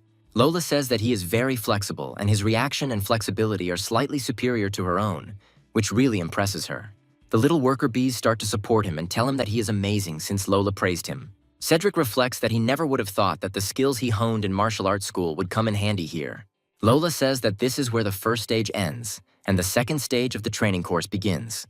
Meanwhile, the suburbs of the Sky Island are becoming too dangerous as the dragon monsters have already returned. Cedric realizes that this battle will not be so hopeless, given the size of the insects that live here. Lola says that they will use these monsters as material for the second stage of the course. Cedric looks at her blankly, and she turns to Min Min and Man Man, demanding that they show him everything. Cedric comments that these monsters look pretty strong, and Lola replies that there is no need to worry. Meanwhile, Min Min and Man Man carefully aim to choose the most effective types of attacks. They also use their connecting power, which allows them to create a strange glow. After this glow appears, Cedric discovers that powerful armor and improved weaponry are appearing on these bees. They immediately rush forward to attack these damn monsters and deal them serious blows. Man Man gains great speed to pierce his opponent's skin with his tournament spear. She does this with incredible ease, causing the giant dinosaur to scream in unbearable pain. In response, another dinosaur shoots its horns towards Ming Ming, hoping to pierce her body. She immediately delivers a powerful counterattack with her scythe to deflect the projectiles aside. The shells simply explode, creating a powerful smokescreen that blocks the vision of her opponents. Cedric is impressed and says that it is an amazing sight and tries to understand what it really was. Lola explains that this is star armor and emphasizes that the warrior's own development limit is 3 stars, but it can be increased. Cedric realizes that this sounds like the ancient generals who needed to swear allegiance to a master to become stronger. Lola says that the norm for a worker bee is to master star armor in 2 weeks. He is also told that he must do much more, and after a month he has shown the results of his hard training. Cedric gains his original fighting form, which allows him to destroy trees with his bare hands. His numerous combat skills are significantly enhanced, and he feels much more confident. Cedric happily talks about how he has finally gained strength and will now be able to protect others and will never be a burden again. However, he also realizes that his star armor can only last for about 5 minutes, which is a serious disadvantage. The other bees watching him say that he must be doing well as he has mastered everything quite quickly. Lola calmly informs him that today's training is over and asks him to go with her to the meeting with the elders. Cedric can't believe he's about to see the other leaders of the bee tribe. We cut to the assembly hall where Hanny leads his son in, then apologizes to everyone for the delay. Cedric notes that there is no other man here except him, and Hanny asks him to greet the leaders of the other clans. Cedric politely calls them his beautiful sisters, after which he introduces himself by name and greets them. He is immediately surrounded by beautiful girls who say that this baby is very charming. They also state that if they were younger, they would definitely want to have his offspring, and Cedric realizes that he has fallen into a trap. After some time, another queen approaches them and states that they haven't seen each other for a long time. This great creature is the queen of the bumblebees, who also came here not alone, but with her daughter. Hanny says that this is another large branch of the bee tribe, possessing incredible strength and power. The bumblebee queen's daughter Vivian bows to the queen and says that she welcomes her. After this, she also greets Cedric and says that she often hears him mentioned in the clan. Cedric bows to her and states that he is also very pleased to meet her, noting that he has already heard of her. Hanny says that she is a very polite little princess, and the bumblebee queen notes that she is a very quick learner. She also turns to the main character and asks him to show her daughter the area so that she doesn't get bored. Cedric suggests that they play in the garden because there are so many beautiful flowers there, and she immediately goes there. The bumblebee queen watches them and then begins to cough violently, as if she has some kind of illness. Hanny asks her if it's an old wound, to which she replies that she's gotten used to it. She also expresses hope that Vivian will be able to become a worthy heir before she becomes completely weakened. Meanwhile, we are transported to the meeting room, where the elders discuss the actions of the Mud Wasp clan and hand down punishment. The Mud Wasp speaks of having succumbed to greed, asks for forgiveness, and expresses hope for mercy. However, she is informed that from this day on, the tribe of Mud Wasps is forever banished from the Sky Island. The Mud Wasp asks why the punishment is so severe since she only stole 1 drone. However, they all tell her in one voice that she has kidnapped the future 3rd king of the Heavenly Island. The Mud Wasp can't believe what's happening and says that she simply didn't know that this was the future king. However, after thinking for a moment, she states that there must be a mistake here, since a male cannot become king. Meanwhile, Cedric continues to show Vivian flowers and says that it is incredibly beautiful here. Vivi tries to understand if he really wants to confess his feelings to her after taking her to a secluded place. Cedric shows her a red flower and tells her that it is very tasty so she can try it. Vivian looks at him with slight irritation and mentally assumes that he is just playing hard to get. Cedric tries to understand why she looks angry and muses that children are too difficult to deal with. They decide to play a little, while thinking about each other that each of them is still a child with whom they need to play children's games. Meanwhile, the dung beetle and the flower mantis arrive at the palace entrance and ask the guards to deliver a message. Cedric says that it is Little Moth and his other friends, and Vivi asks how he knows them. Cedric says that they are his friends and asks permission to leave for a moment to talk to them. Vivi allows him to do so, and he immediately flies off to communicate with his comrades in arms. Vivi notes that leaving a royal heir like her for some commoners is a very strange decision. After a while, the rest of the bees fly away, and Hanny is left alone with Lola thinking about something. Cedric comes to his mother, the queen, and addresses her by her title to get her attention. He says that he came to say goodbye to her in order to go on a new mission. Hanny turns around in surprise and asks him what this all means, after which her face becomes worried. She asks him what happened to him and why he addresses her so formally and talks about leaving here. Cedric talks about wanting to start his own territory, and she asks if he really means it. She picks him up and he tells her that this is a decision he made after today. Hanny hugs him and tells him that Cedric always notices other people's pain, and she loves him very much for it. She also states that she knows he always wanted to help his friends, so he doesn't belong here. She says that he is ready to go his own way, and then asks him to come back when he misses her. The dung beetle and flower mantis land next to him to express their intention to protect their king. They say that they came here to help him get to his own territory. Hanny blesses him for his further journey and tells him to take care of himself and not expose himself to unnecessary danger. Cedric says goodbye to her and says that he will visit her quite often because he loves her very much. After a while, they carefully rise into the air and fly off to make their own way. Meanwhile, Hanny turns to Lola and tells her that for the first time she truly feels what it means to be a parent.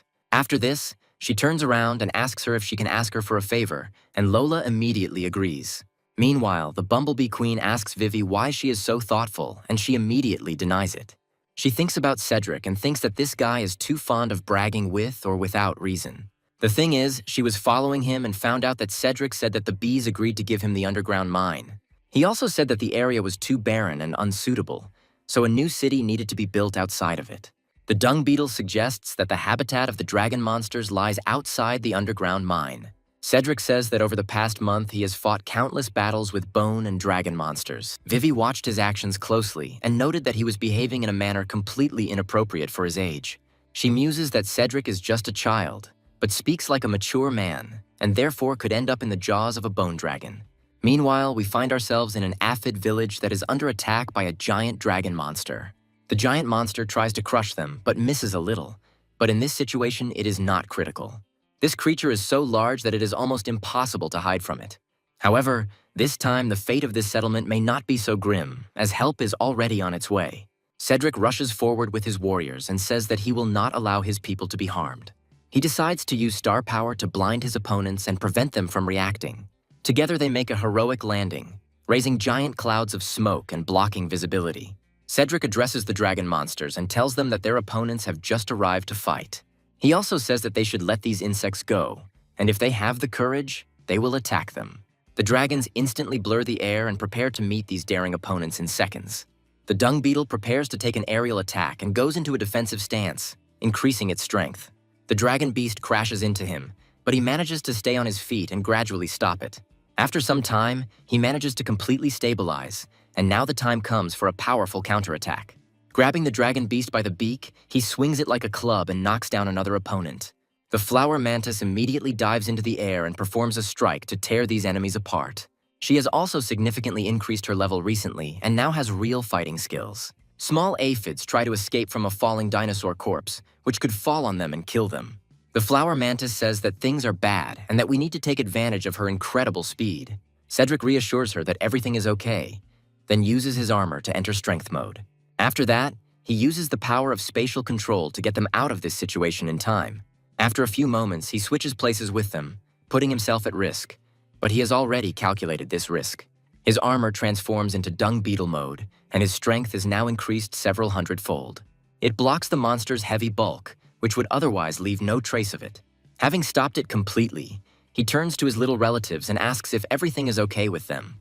The aphids thank him and joyfully say that they are very grateful to the king of insects, who was able to help them out. After some time, Cedric decides to get to know the rest of the settlement, which had been hidden all this time. They ask him if the Lord Insect King has come to reclaim the lost territory. Cedric says that he came to evacuate them from this dangerous place to safer conditions. He also adds that he came here to open a safe living area for everyone and make it a paradise. After some time, they are transported to a temporary command post in an underground mine to plan their steps. Cedric looks at the maps and says that in one of the places the landscape is flat, there is a lot of food, and there is also a lake. He also says that the area around the lake is surrounded by dense forest, and traces of dragon activity have been seen there. The dung beetle says that if it comes to exploring the territory, then they can turn to one tribe. Cedric asks him what it means, and Flower Mantis replies that he will find out when the time comes. After some time, Cedric asks his comrade why they came to the place where the dragon excrement is located. The dung beetle says that this is a necessary condition, since that tribe loves such things. We are talking about giant flies that often parasitize on decomposing remains and leave their larvae there. They land on the excrement and begin the process of eating the useful remains of food. Cedric turns away from this sight, realizing that he is still too weak to witness such a thing. The king of the flies notices the dung beetle and asks if he needs anything, to which he states that he has a request. A fly approaches the protagonist and says that the insect king must be an impressive figure to have a seal. After this, she licks her hands to make them cleaner and extends them in greeting. Cedric holds out a trembling paw, feeling like he has to hold back or he'll throw up. The fly shakes his paw, saying that it is a great honor for her to work with Mr. Hornet. He also claims that by tasting someone's feces, he can determine their gender, age, strength, and offspring. Cedric shares his plans to take over the Eastern Lake Territory, adding that they need a good scout. The king of the flies says it will be as easy as pie and promises to handle it quite quickly.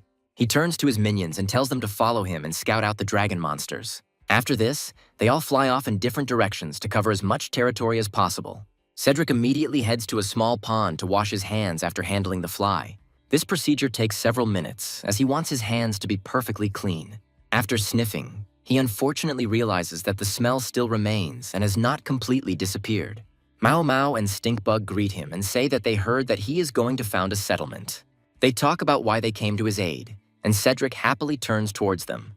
They show him the beasts and insects that have formed a team of nearly 1,000 fighters to fight the dragons. Cedric looks closely at the number of people who want to participate and realizes that he really does have a whole army of supporters. Even the ladybugs say they want to fight the dragon monsters with him. Approaching the termite, he discovers that he has kitchen utensils in his hands, which he is ready to fight with. Cedric states that this is a categorical error, as this team is cannon fodder without organization and skills. Just when he is starting to despair a little, he hears the familiar voices of his old friends who have arrived here. Cedric greets Lola, Man, and Min, who have arrived here quite suddenly. Coming closer to them, he asks them why they are here and whether they are supposed to guard the queen. Lola states that they are here on the orders of the queen, who has asked them to protect him at all costs. They say with a smile that the 5th detachment of the Wasp tribe, consisting of 300 warriors, has arrived to help him. Smiles begin to shine on their faces, after which they declare that they are ready to fight by his side and help him. After some time, the dung beetle decides to organize training for the other insects to increase their strength. He gives them special ropes so that they can try to tie him up and restrict his movement, giving it their all. They have varying success in this, since the strength of this beetle is too high and is on a different level. He throws away some of the insects, saying that it is too weak and they need to try much harder. The exhausted insects fall to the ground and realize that they need to rest a little before the next round.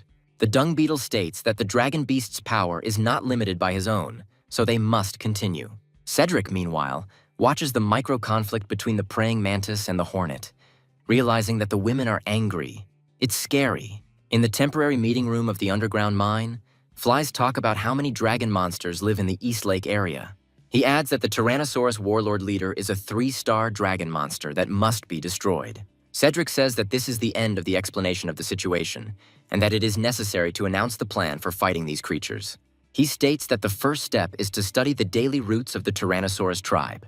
He decides that a suitable place for an ambush needs to be found, and the insect fighters from the mine will lie in wait on both sides. He also suggests using ropes to hold back the star dragon beasts at the end of the column. This is necessary in order to divide the group of these monsters into parts and make them more vulnerable. This was done in order to create a distraction so that the Tyrannosaurs would not suspect anything. They also decide to use the experience they gained during training to use the lasso. According to this plan, this should significantly reduce the mobility of all monsters that do not yet understand what is happening.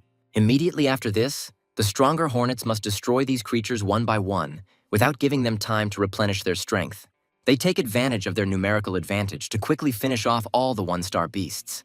The leader of the T-Rex tribe turns around to find out what's going on. However, his attention is almost immediately drawn to a bright flash that is rapidly approaching him. The 3-star leader is an important target, so Lola and Dung Beetle, who are the strongest, are sent to eliminate him. The Tyrannosaurus leader rushes forward, declaring that he will destroy the pair of presumptuous insects. Cedric, along with the flower mantis, quickly deals with all the enemies that come his way. However, after completing the strikes, they discover that the target Cedric struck is still standing on the ground. The flower mantis tells him that it is too early to draw conclusions, since he relies on his own strength. Cedric reflects on how his skill allows him to acquire the powers of his comrades, but does not fully unlock them. His assistants tell him that all the 1-stars have already been successfully defeated and praise his brilliant plan. Meanwhile, the dung beetle continues to fight off its powerful opponent, giving it its all. The big Tyrannosaurus tells him that he is quite strong since he can withstand his blows. He also opens his mouth to prepare a powerful attack using his scream. The cry is so loud that it throws the beetle back, and its opponent accuses it of being slow. Immediately after this, Lola intervenes in the matter, having much greater mobility, allowing her to maneuver. He claims that the Hornet tribe is not so different as the rumors say, which have clearly been exaggerated. He adds that according to these rumors, the Hornet tribe was once considered invincible, and each of its warriors was incredibly strong. While fighting her, he says that bugs like her, with 2 stars, are not even worthy of entering the battlefield. Lola, realizing that the enemy is indeed very strong, decides that she will have to put in a lot of effort. The T-Rex tackles her to the ground and asks if she's out of star power. The dung beetle lunges forward and knocks him down with heavy blows that stun him for a while. The Tyrannosaurus angrily calls him a pathetic insect creature that he will crush right now.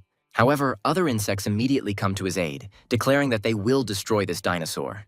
The Tyrannosaurus waves its giant tail, claiming that they are just a bunch of small fry. He calls them unworthy fighters and throws them back with one powerful, impossible-to-dodge lunge. The bees jump aside along with the other insects who wanted to help the beetle. Dung Beetle and Lola tell Cedric that he is still not strong enough to fight such enemies. The Tyrannosaurus says he'll deal with those two, and then he'll happily take on this pathetic boy. Cedric says that if this continues, they will definitely lose because they cannot defeat him. He muses that Dung Beetle is a tank warrior and Lola is a balance type, but they lack coordination. He thinks that if he adds Flower Mantis, as well as Ming Ming and Man Man, the situation will improve. He says he now knows how to defeat this 3-star T-Rex. He adds that they need to collaborate, relying on their strengths, to make everything much easier. The Dung Beetle looks at him in surprise and asks what exactly he means by this plan. Cedric says that each of them has their own outstanding abilities that need to be combined with others. He goes into enhanced strength mode and declares that together they will become an invincible force that cannot be stopped. The first thing he does is order the Dung Beetle to attack the dragon to stop it for a while. The Dung Beetle complies with his demand and blocks the oncoming blow with incredible ease. Tyrannosaurus says that whatever tricks they may have planned will be useless in the face of his power. The Dung Beetle objects to him, saying that if you don't try anything, then nothing will work. Cedric asks Lola to come to his aid to restrain the T-Rex's movements. The rest are ordered to use their speed advantages to attack vital points. The Tyrannosaurus says that if they dare to encroach on his territory, they will be crushed. Lola lowers herself down and addresses the T-Rex, saying that his opponent is ready. She prepares a powerful attack to deliver at the perfect moment while the T-Rex is distracted.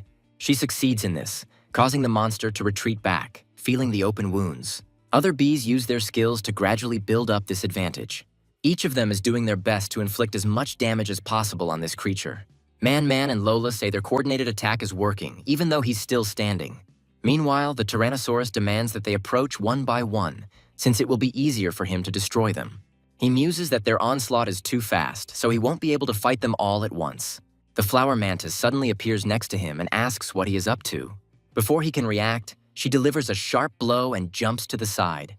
She notes that this monster has quite strong armor, while the dinosaur curses these insects. He attacks her, saying that he will crush her first, since she is the most annoying. Cedric switches places with her and goes into maximum defense mode to withstand the blow. Tyrannosaurus makes every effort to destroy its target, and it does not care who is in front of it. Flower Mantis asks Cedric how he feels, and he replies that he is fine. Meanwhile, the Tyrannosaurus activates its magical skills and releases fireballs. Cedric addresses Min Min, telling her to be careful and do everything she can to survive. It quickly becomes clear that these fireballs are too fast for her to jump away. Cedric abruptly switches places with her and turns on maximum protection mode again, promising that he will cover her. There is a huge explosion and they ask him. He replies that he will explain everything later, hoping that no one was hurt. Cedric gives them another approving gesture and says that it's just a couple of little things if he's okay. Man Man asks him for help, saying that she is about to be crushed, and he uses his spatial control skill again. Each such attempt to save a comrade results in very significant damage to him. He asks her why she asked for help, since she clearly dodged this attack in advance. Man Man responds by saying that she just wants to feel what it's like to be under the protection of her king. Cedric reflects that these are just temporary difficulties and that he needs to remain calm. The Tyrannosaurus turns around and tries to run away, saying that this monster is too thick-skinned. The Flower Mantis immediately blocks his path, telling him that he shouldn't even think about escaping, because his fate is sealed. The Tyrannosaurus is unable to stay on its feet and falls to the ground, completely losing its combat capability for a short time. He begs for mercy, saying that he no longer needs the territory and they should just let him go, and he promises not to come back. Hornet rushes forward, saying that dragon monsters have a strong sense of revenge, so he will definitely return. Tyrannosaurus says that if his fellow tribesmen found out what they had done, their clan would be destroyed. The dung beetle, meanwhile, lifts it off the ground to provide a more comfortable position for striking. Lola, along with the other hornets, delivers a powerful blow directly to his unprotected abdomen. After a while, he stops moving altogether and falls to the ground, breathing his last breath. The hornets say they were incredibly successful in winning this difficult battle.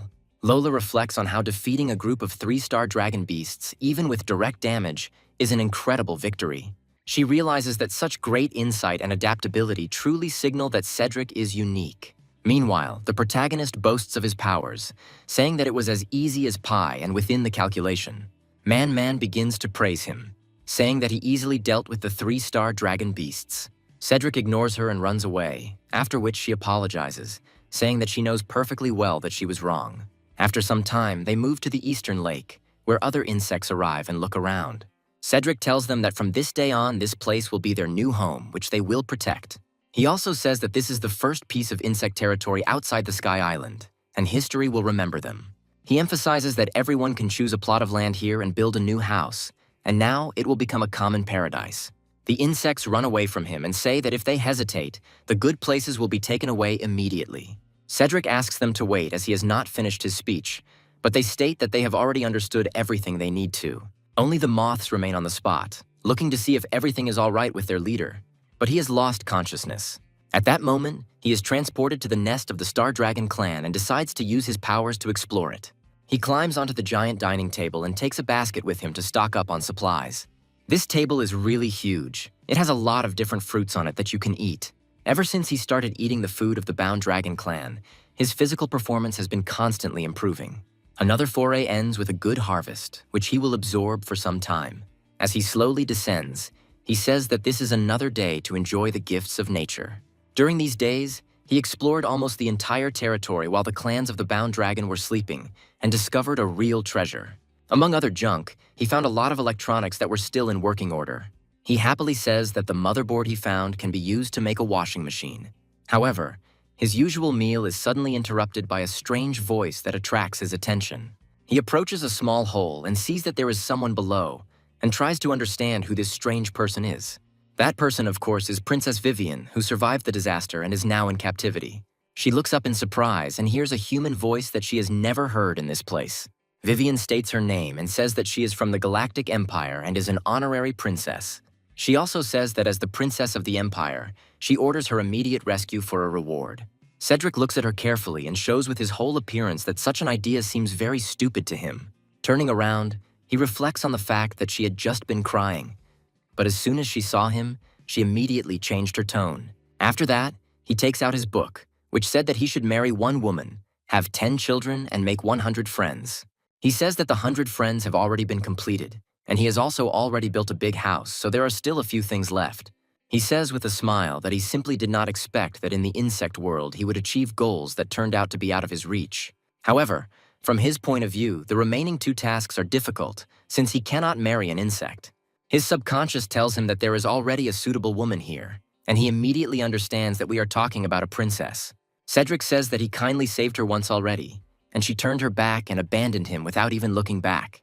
Cedric also says that this princess has a lifespan of thousands of years, while he will only live for a few decades. The subconscious is telling her that she had no choice, and that is the only reason she left him, so there is no need to be so categorical. She notes that there are only 2 people in this dragon lair, and if he does not save her, terrible things will happen to her. His subconscious asks him why he still doubts and orders him to save her immediately before it's too late. Cedric agrees with the voice of reason, after which he reaches the place where the princess is imprisoned and throws her a rope. He encourages her to grab it quickly and promises to pull her out while she tries to figure out who it is. As she climbs the rope, she asks him for forgiveness and says that she was ignorant and said too much. Cedric says that there is no need for further words and asks her to simply grab his hand. Vivian looks at him with a smile and says that he is really very good, after which she understands who is in front of her. She jumps back in fear and asks him how a ghost could have ended up here. Cedric realizes that if he doesn't save her now, she will simply fall down and get seriously injured. He catches her mid-flight, jumping down, and advises her to hold on as tightly as possible. They hang from a rope that is somehow miraculously firmly tied to small rocks above. Lifting her up, he says that the dragon beast is resting, so there is no point in attracting its attention. Cedric treats her to food, and she is surprised that he was able to survive, emphasizing that this brings her great relief. Cedric declares that not only is he alive, but he has experienced something incredible, and then hands her some water. Vivian happily accepts this gift and says that she is very grateful to him for it. After this, she almost instantly drains the flask of water, restoring her strength. Cedric asks her how these dragon beasts kept her in the lair and why they needed her.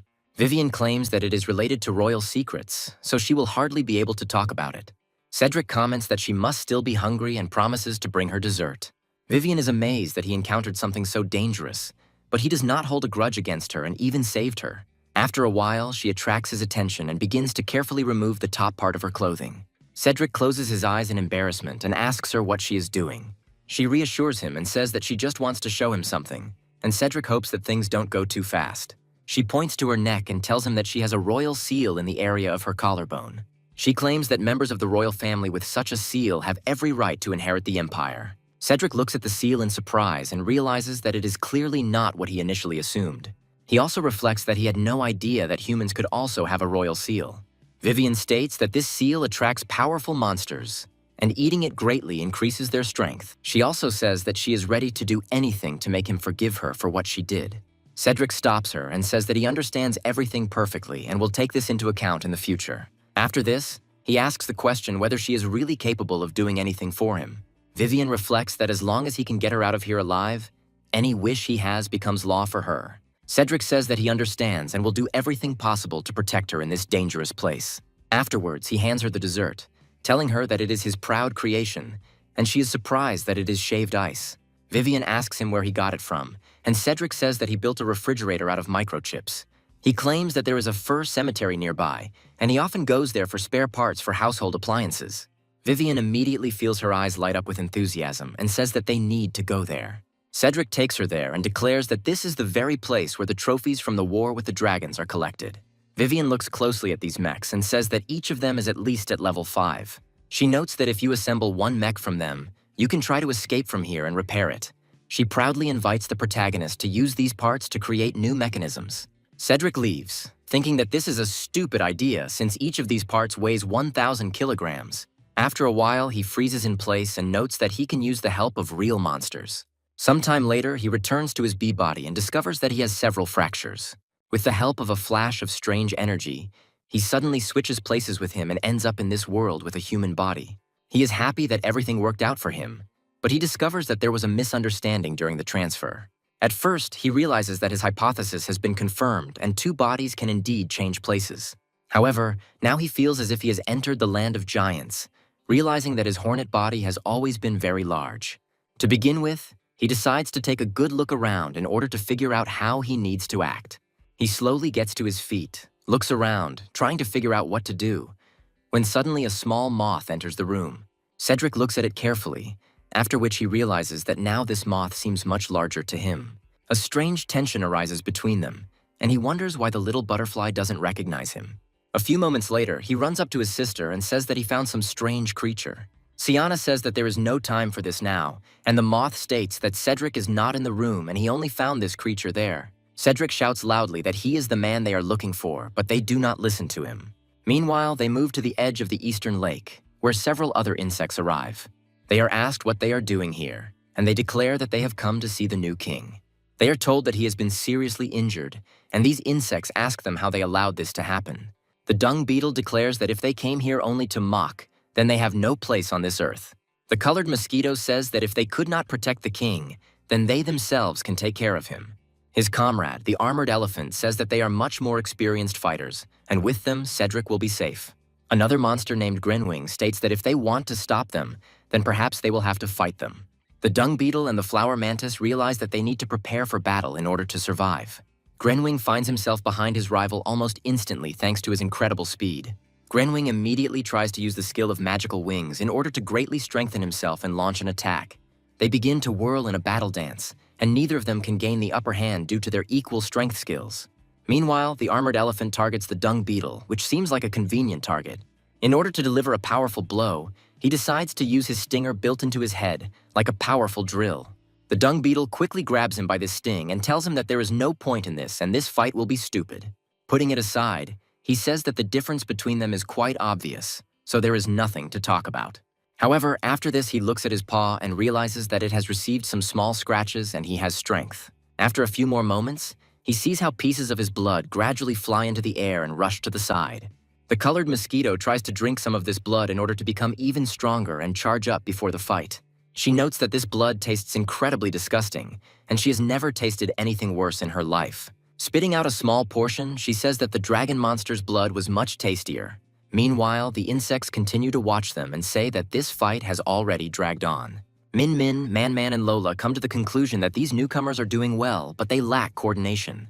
Meanwhile, Little Moth asks Cedric if it is really him, and he confirms it.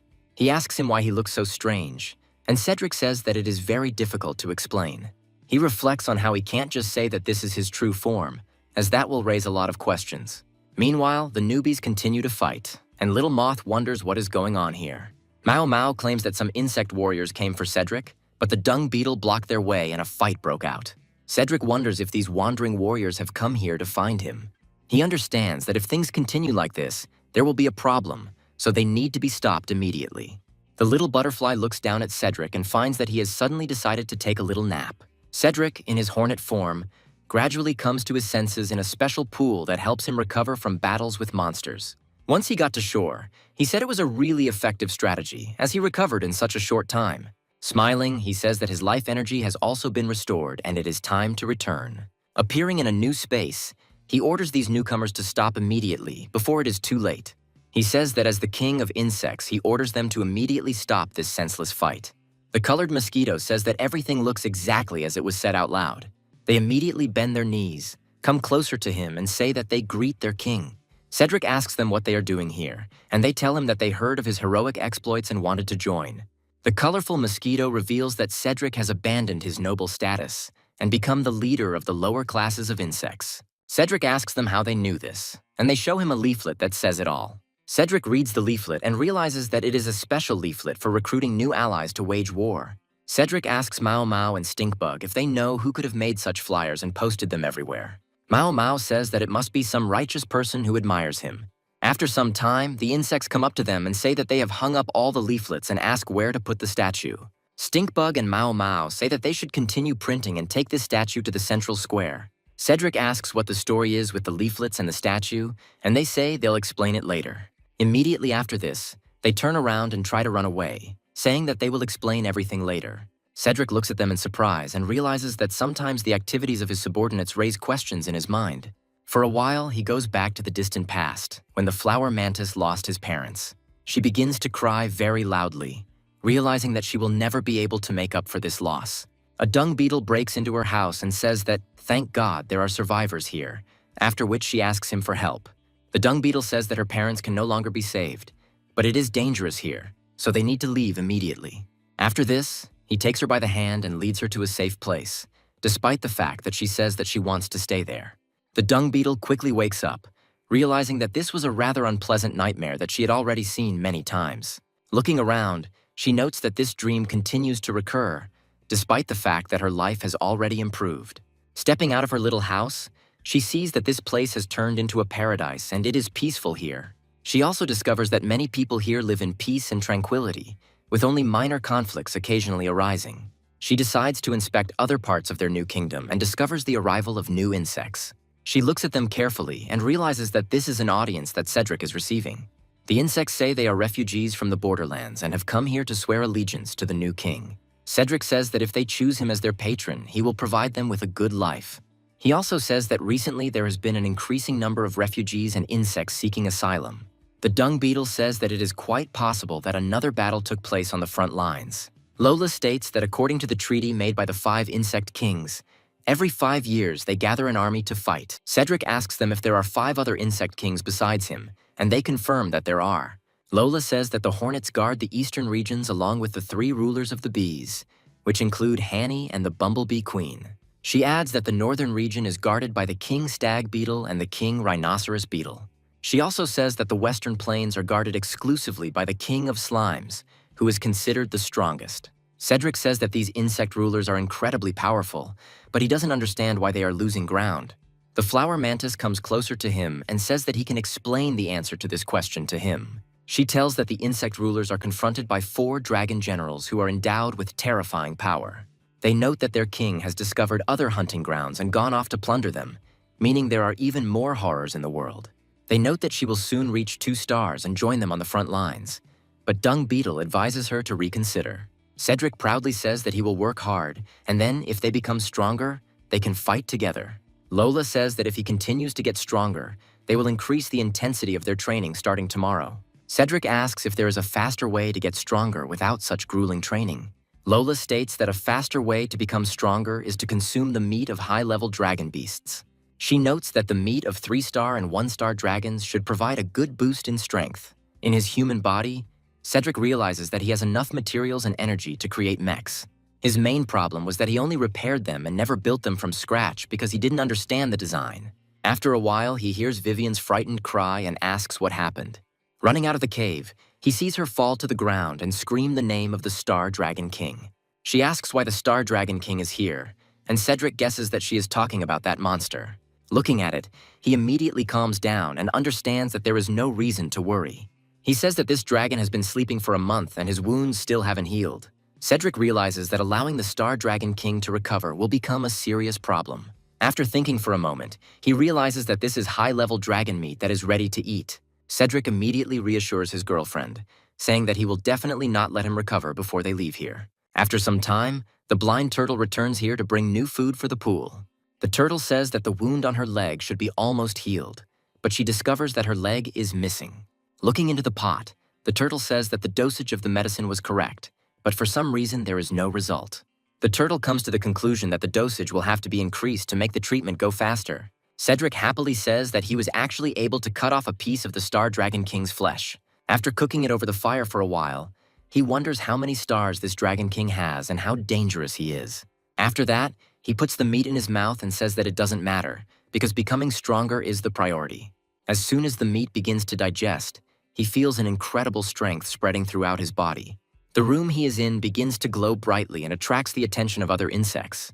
They are transported to the eastern part of the Sky Island, where a huge number of dragons pass. The insects are trying to convey the message that the first line of defense in the canyon has completely fallen. The Bumblebee tribe's army, defending the canyon, suffers a crushing defeat while defending their homeland. They return to the East Lake residential area again, where the moths try to test their commander.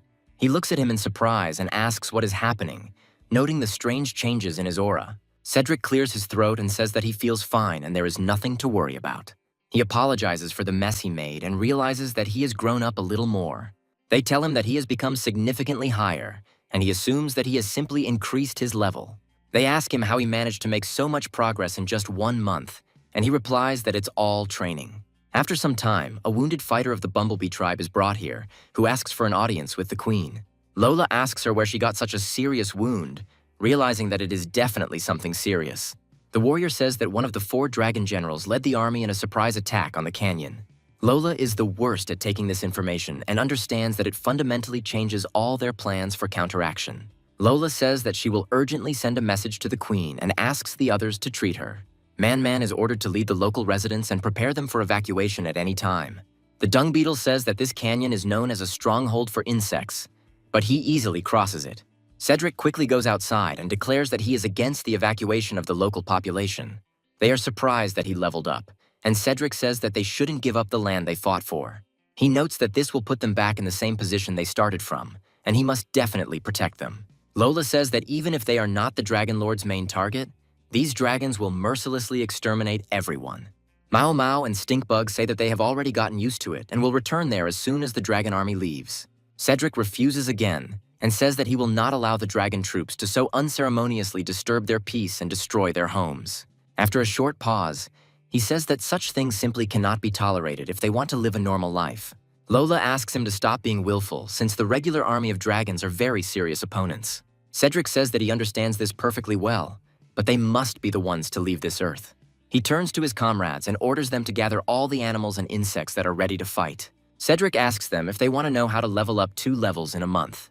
He invites them to follow him if they want to know the answer to this question. He sets up a quick field kitchen, adding Dragon King meat to make them stronger.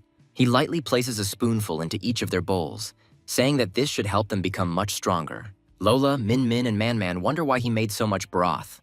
Lola says that the insects and animals that live here are still no match for the dragons. She thinks and tries to stop him from doing something stupid. However, after she tastes this meat, she feels herself becoming much stronger, and this changes everything. Cedric stands before a gathering of his subjects and tells them that a group of dragons is about to invade their lands. He also adds that he is sure that they are all tired of this nomadic life that has no end. He also states that they are tired of their fellow tribesmen being exterminated by these damn dragon monsters.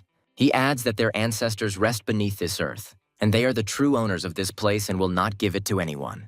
The colorful mosquito suggests that the rumors were true. This is indeed a powerful drone king, worthy of their loyalty. Cedric promises everyone that he will drive all these dragon monsters away from here and they will never come back. He calls upon all who are willing to follow him to drink this broth and go into battle together. The insects are delighted by such a stunning speech and comply with his demands, draining the cups to the bottom in one gulp. Stinkbug says that he has become very hot, and Mao Mao says that it is not even spring yet, so he can be patient. Stinkbug states that he has begun to feel incredible strength and has now acquired several new abilities. Other insects also level up, gaining star power and incredible strength. The dung beetle and the flower mantis realize that this broth contains a huge amount of incredible power. Lola realizes that this meat belongs to at least a 6-star dragon, and she doesn't understand where he got it from. All combat insects are raised one level and become a much more formidable fighting force. They quickly clench their fists, saying that they are ready to give their lives for the victory over the dragon monsters. After this, they gather in friendly ranks and move forward in an organized manner to give battle to the villains. Cedric rushes forward with them, thus organizing a giant flock of migratory insects. Almost all insects have wings, which gives them an incredible advantage when attacking ground dragons.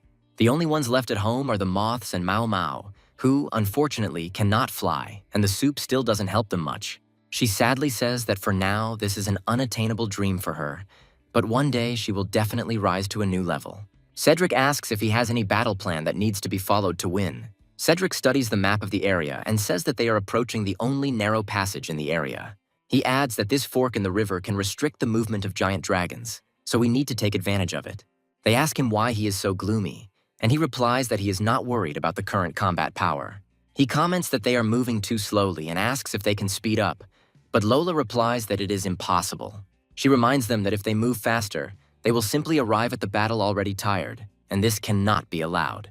Cedric says that he cannot stand by and watch their kin being killed, and asks the newcomers what they can do. After some time, they are transported to a canyon village, which is under attack by a huge number of dragons. The unfortunate residents turn to the leader of the dragon gang and ask for mercy in exchange for their service. He swears that he will be the most faithful slave and will never let him down if he leaves his family alive. The dragon says that today he is in a good mood, so he will give him a chance to become a slave, but will leave only one alive. He asks the question of whom he should eat, offering a choice between a small child or the insect's wife. He turns to the head of the family and invites him to decide for himself who he wants to leave. And having waited for an answer, he says that today he is not very hungry, so he will eat this little thing with great pleasure. Cedric accelerates repeatedly to break through and head to this village to save everyone. He borrowed Grenwing's sky speed skill, which allows him to break the speed of sound. Having reached the right place, he decides to take advantage of the mode change and increases his durability to the maximum.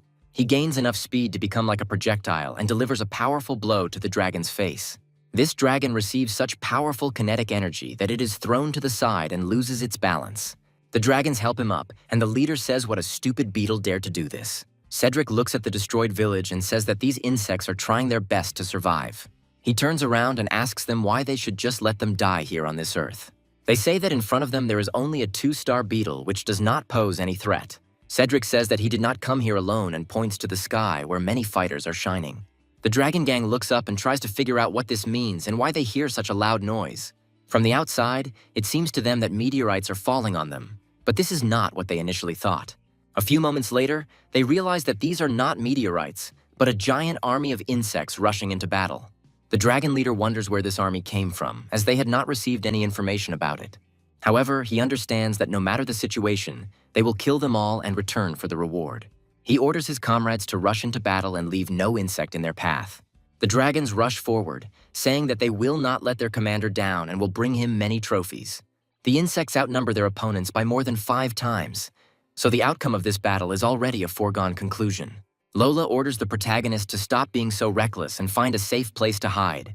Cedric says that he is no longer the coward he used to be and will fight alongside everyone else. Lola asks him to be more careful, but he is already taking off, using his wings and new powers. Lola says that this boy is heading straight for the enemy leader, so the king needs to be protected. However, several more dragons immediately appear on their path, realizing that they are facing powerful opponents.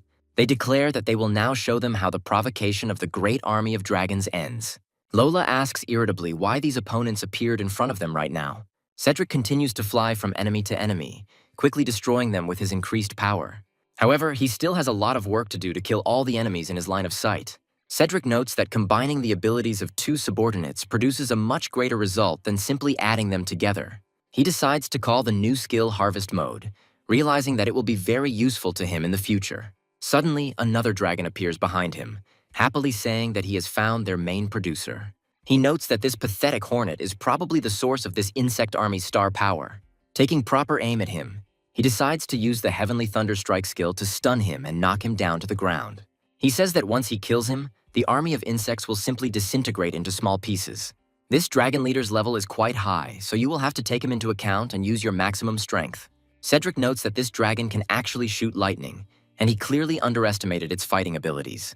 Cedric also says that Lola was right, and this fighting squad is indeed much stronger than the previous one. The Dragon Gang leader says that the star power inventory level is a sign of reaching the 4th rank. He continues to try to knock him down with lightning strikes, but Cedric constantly dodges them. He notes his agility, after which he says that he will now test his new abilities on him. The other dragons scatter as their leader charges up a powerful lightning attack. Some say there's nothing to fear here, as the boss's Thunder Spear can hit its target with incredible accuracy. His friend is talking about just going out and hunting other bugs, when suddenly his aura starts to glow. Cedric uses the switch to get out of the way of a powerful blow and expose his opponent. The dragon leader looks in surprise at his ally, who was brutally destroyed by his own attack. Meanwhile, the dung beetle is fighting another opponent, who is quite an experienced fighter. The other hornets try to help him as much as possible to rid him of the rest of his enemies. His opponent smiles and says that all attempts are useless because his skin is incredibly strong. The dung beetle decides to use the gigantization skill to further increase its strength. Immediately after this, he rushes forward to break the enemy's resistance and drive him into the ground. The dragon doesn't have time to react and receives even more blows, crashing into a stone block. The dung beetle prepares to deliver a powerful finishing blow, and the dragon realizes that it needs to change tactics. He decides to use his molting skill to shed his skin and shrink in size for a short time. He immediately runs away, saying that he is not such a simple opponent that he can be defeated so easily. He notes that this opponent's physical strength is too great, so he cannot fight him head-on. That's why he decides to resort to even more tricks and begins digging underground tunnels. The dung beetle watches in surprise and wonders if he's going to use the escape underground. The dung beetle approaches the giant pit and wonders where its opponent has gone. This dragon cautiously emerges from the ground behind him, indicating that this is a great opportunity to attack. After a short pause, he jumps out so as not to arouse his opponent's suspicions. He immediately uses the ghost bite skill, but is faced with the fact that his skin is too tough. The dung beetle suggests that its exoskeleton is not easily damaged, so it is better not to try. The dragon says that he expected something like this, so he has a special move for this situation. This has no effect on the dung beetle, who calmly throws it away, preventing it from penetrating his defenses. However, this dragon still manages to partially accomplish its task, since it holds a piece of scale in its teeth. He does a small somersault and then dives underground again to launch another attack. The dung beetle understands that its exoskeleton is damaged, so it needs to change its strategy immediately to avoid death. He turns around and realizes that this opponent is really cunning, so he needs to be more careful. Lola, meanwhile, fights other dinosaurs who try to shoot spikes from their backs at her. This haul turns out to be quite large, but nothing is impossible for her thanks to her increased strength. She uses the star counting skill to create a powerful barrier and repel the bone spikes. Thanks to the powerful energy force bestowed by the Insect King, she does not receive a single scratch. Now she has a small window to counterattack, so she decides to rush forward immediately. Rushing towards the enemy, she realizes that he will soon grow bone spikes, so she needs to attack now. However, the enemy has another tool to fight annoying opponents: his tail. Lola proves too slow to react in time and is forced to change tactics. At the last second, she puts her shield under the blow of the tail, and this saves her from serious damage. Her attack has no effect, so she has to quickly change the direction of her blow. Lola realizes that this enemy is very difficult to deal with, as he has high strength and a long attack range.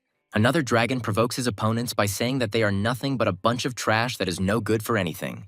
He constantly attacks them with gusts of wind, and because of this, the hornets say that they cannot fly properly. He adds that the pathetic star dragon fighters who challenged him will pay for their insolence. A few moments later, he decides to change his angle of attack, causing the insects to press themselves to the ground.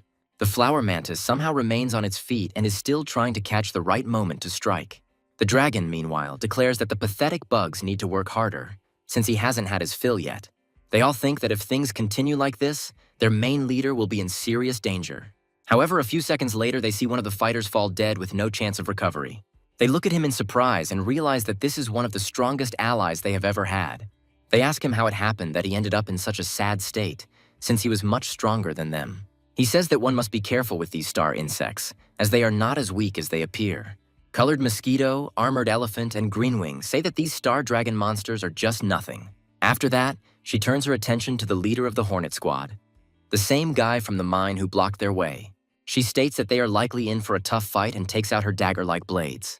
They also ask if they need help and promise that they will help them deal with these scoundrels.